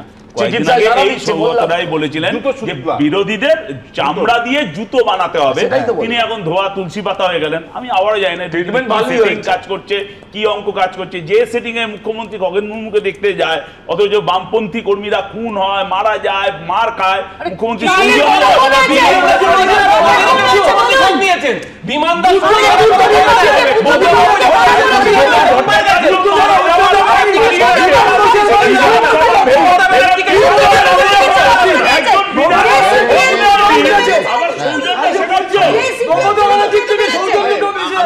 লাইন বলবো একটু দয়া করে শুনবেন। একটা হলো যে সত্যি বিজেপি এত খারাপ যদি হয় তাহলে 1998 থেকে 2006 সাল পর্যন্ত মমতা বন্দ্যোপাধ্যায় ইলেকশন অ্যালায়েন্সে ছিল কেন? এখনো দক্ষিণ চব্বিশ অঞ্চলে মমতা বন্দ্যোপাধ্যায় বিজেপি সমর্থিত তৃণমূল প্রার্থী মমতা বন্দ্যোপাধ্যায়কে জয়ী করুন এখনো দেওয়ালে আছে, তাহলে কেন বিজেপির সাথে আপনি অ্যালায়েন্সে গেছিলেন এত খারাপ জেনেও? দ্বিতীয় যে বিষয়টা আমি বলবো যে এন্টার এপিসোডে দেখুন সবচেয়ে দুর্ভাগ্য যদি হয় তাহলে আমাদের রাজ্যের সংখ্যালঘু মানুষরা, কেন বলছি সংখ্যালঘু মানুষদেরকে দুটো রাজনৈতিক দলই কিন্তু ব্যবহার করছে ভোটের রাজনীতির জন্য।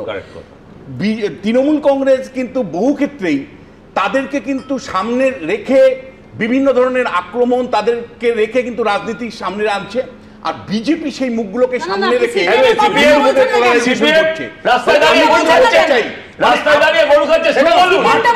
মারার ক্ষেত্রেও তৃণমূল কংগ্রেস তাদেরকে পলিটিক্যাল টুল হিসেবে ব্যবহার করছে, পলিটিক্যাল টুল হিসেবে সেই টুলগুলো সামনে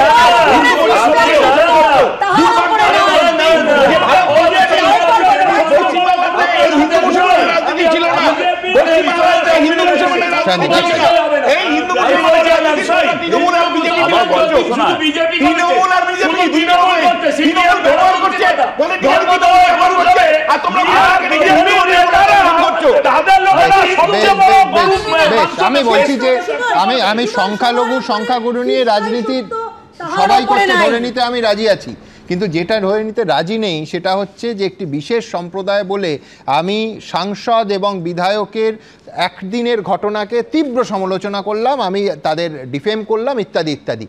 পরের দিন বিজেপির আরেকজন বিধায়ক শারীরিকভাবে নিগ্রহ হলেন, নিগ্রহকারীরা তো সম্পূর্ণ সংখ্যাগুরু সম্প্রদায়ের।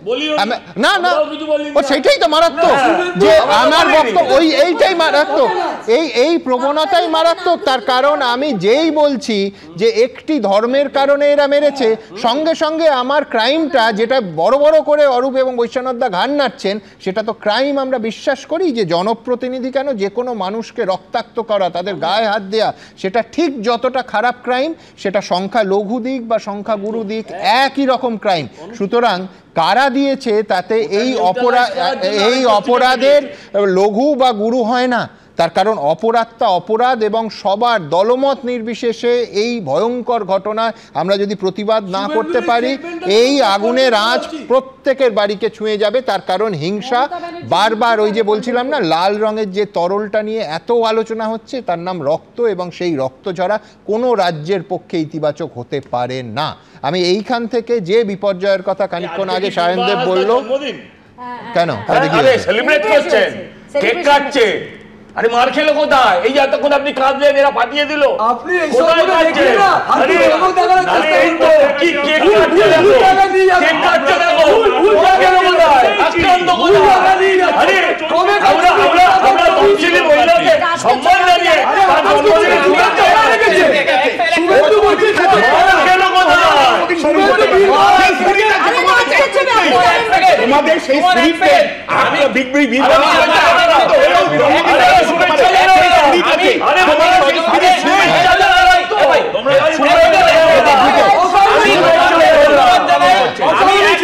আমি অন ক্যামেরা সজলকে ধন্যবাদ জানাই। সজল বীরবা হাসদা একজন তপশিলি মহিলা, তার জন্মদিনে শুভেচ্ছা জানালো। ওনার লিডার অপোজিশন বলেছিল আমি জুতার তলায় রাখি।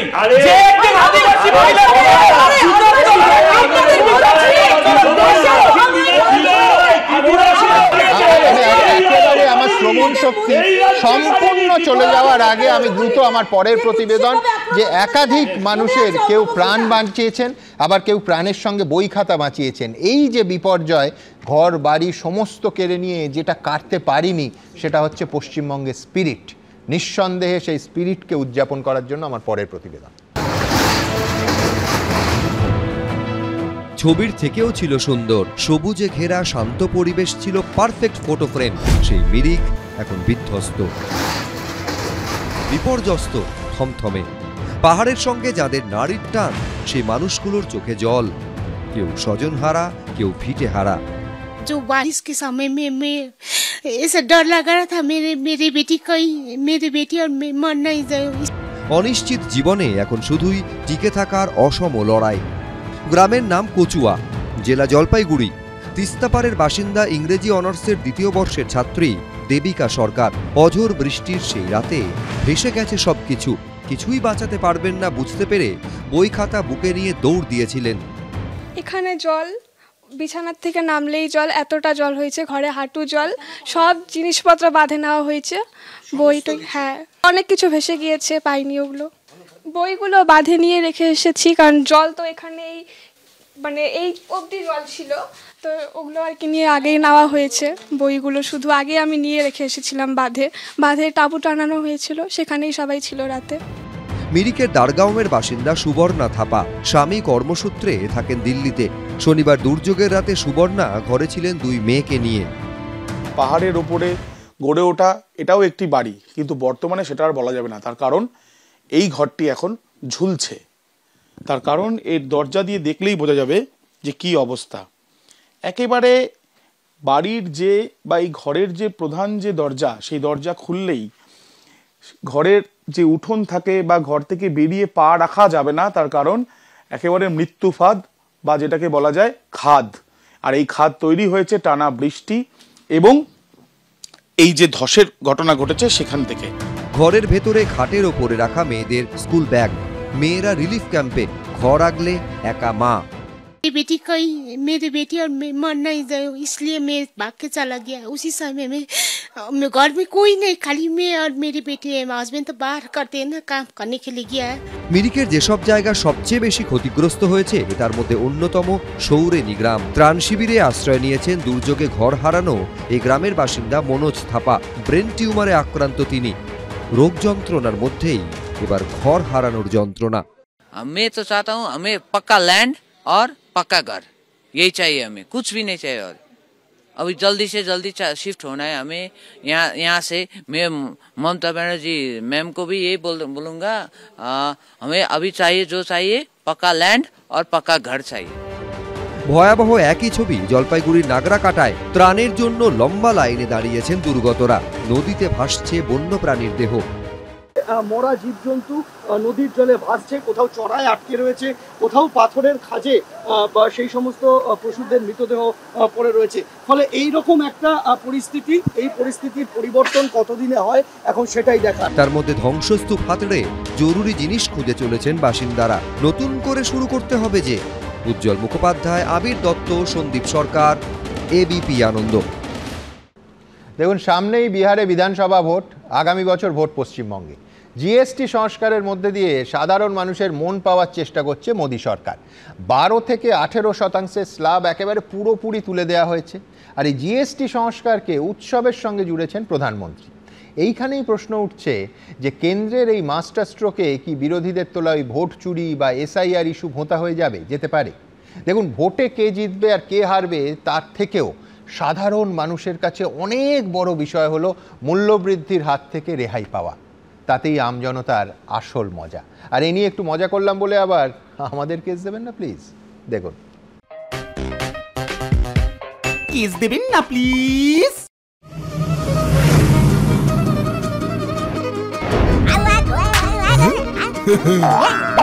बहुत इनोवेटिव है जो मुझे भी पसंद आया, इस बात को बता रहे हैं।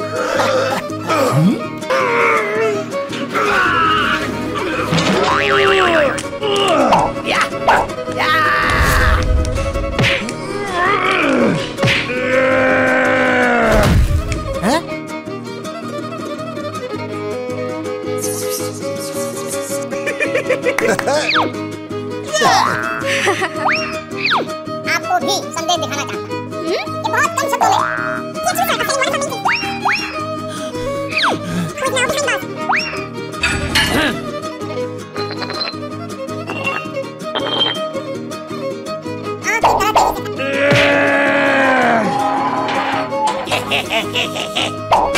यस, हर हर मोदी, घर घर मोदी।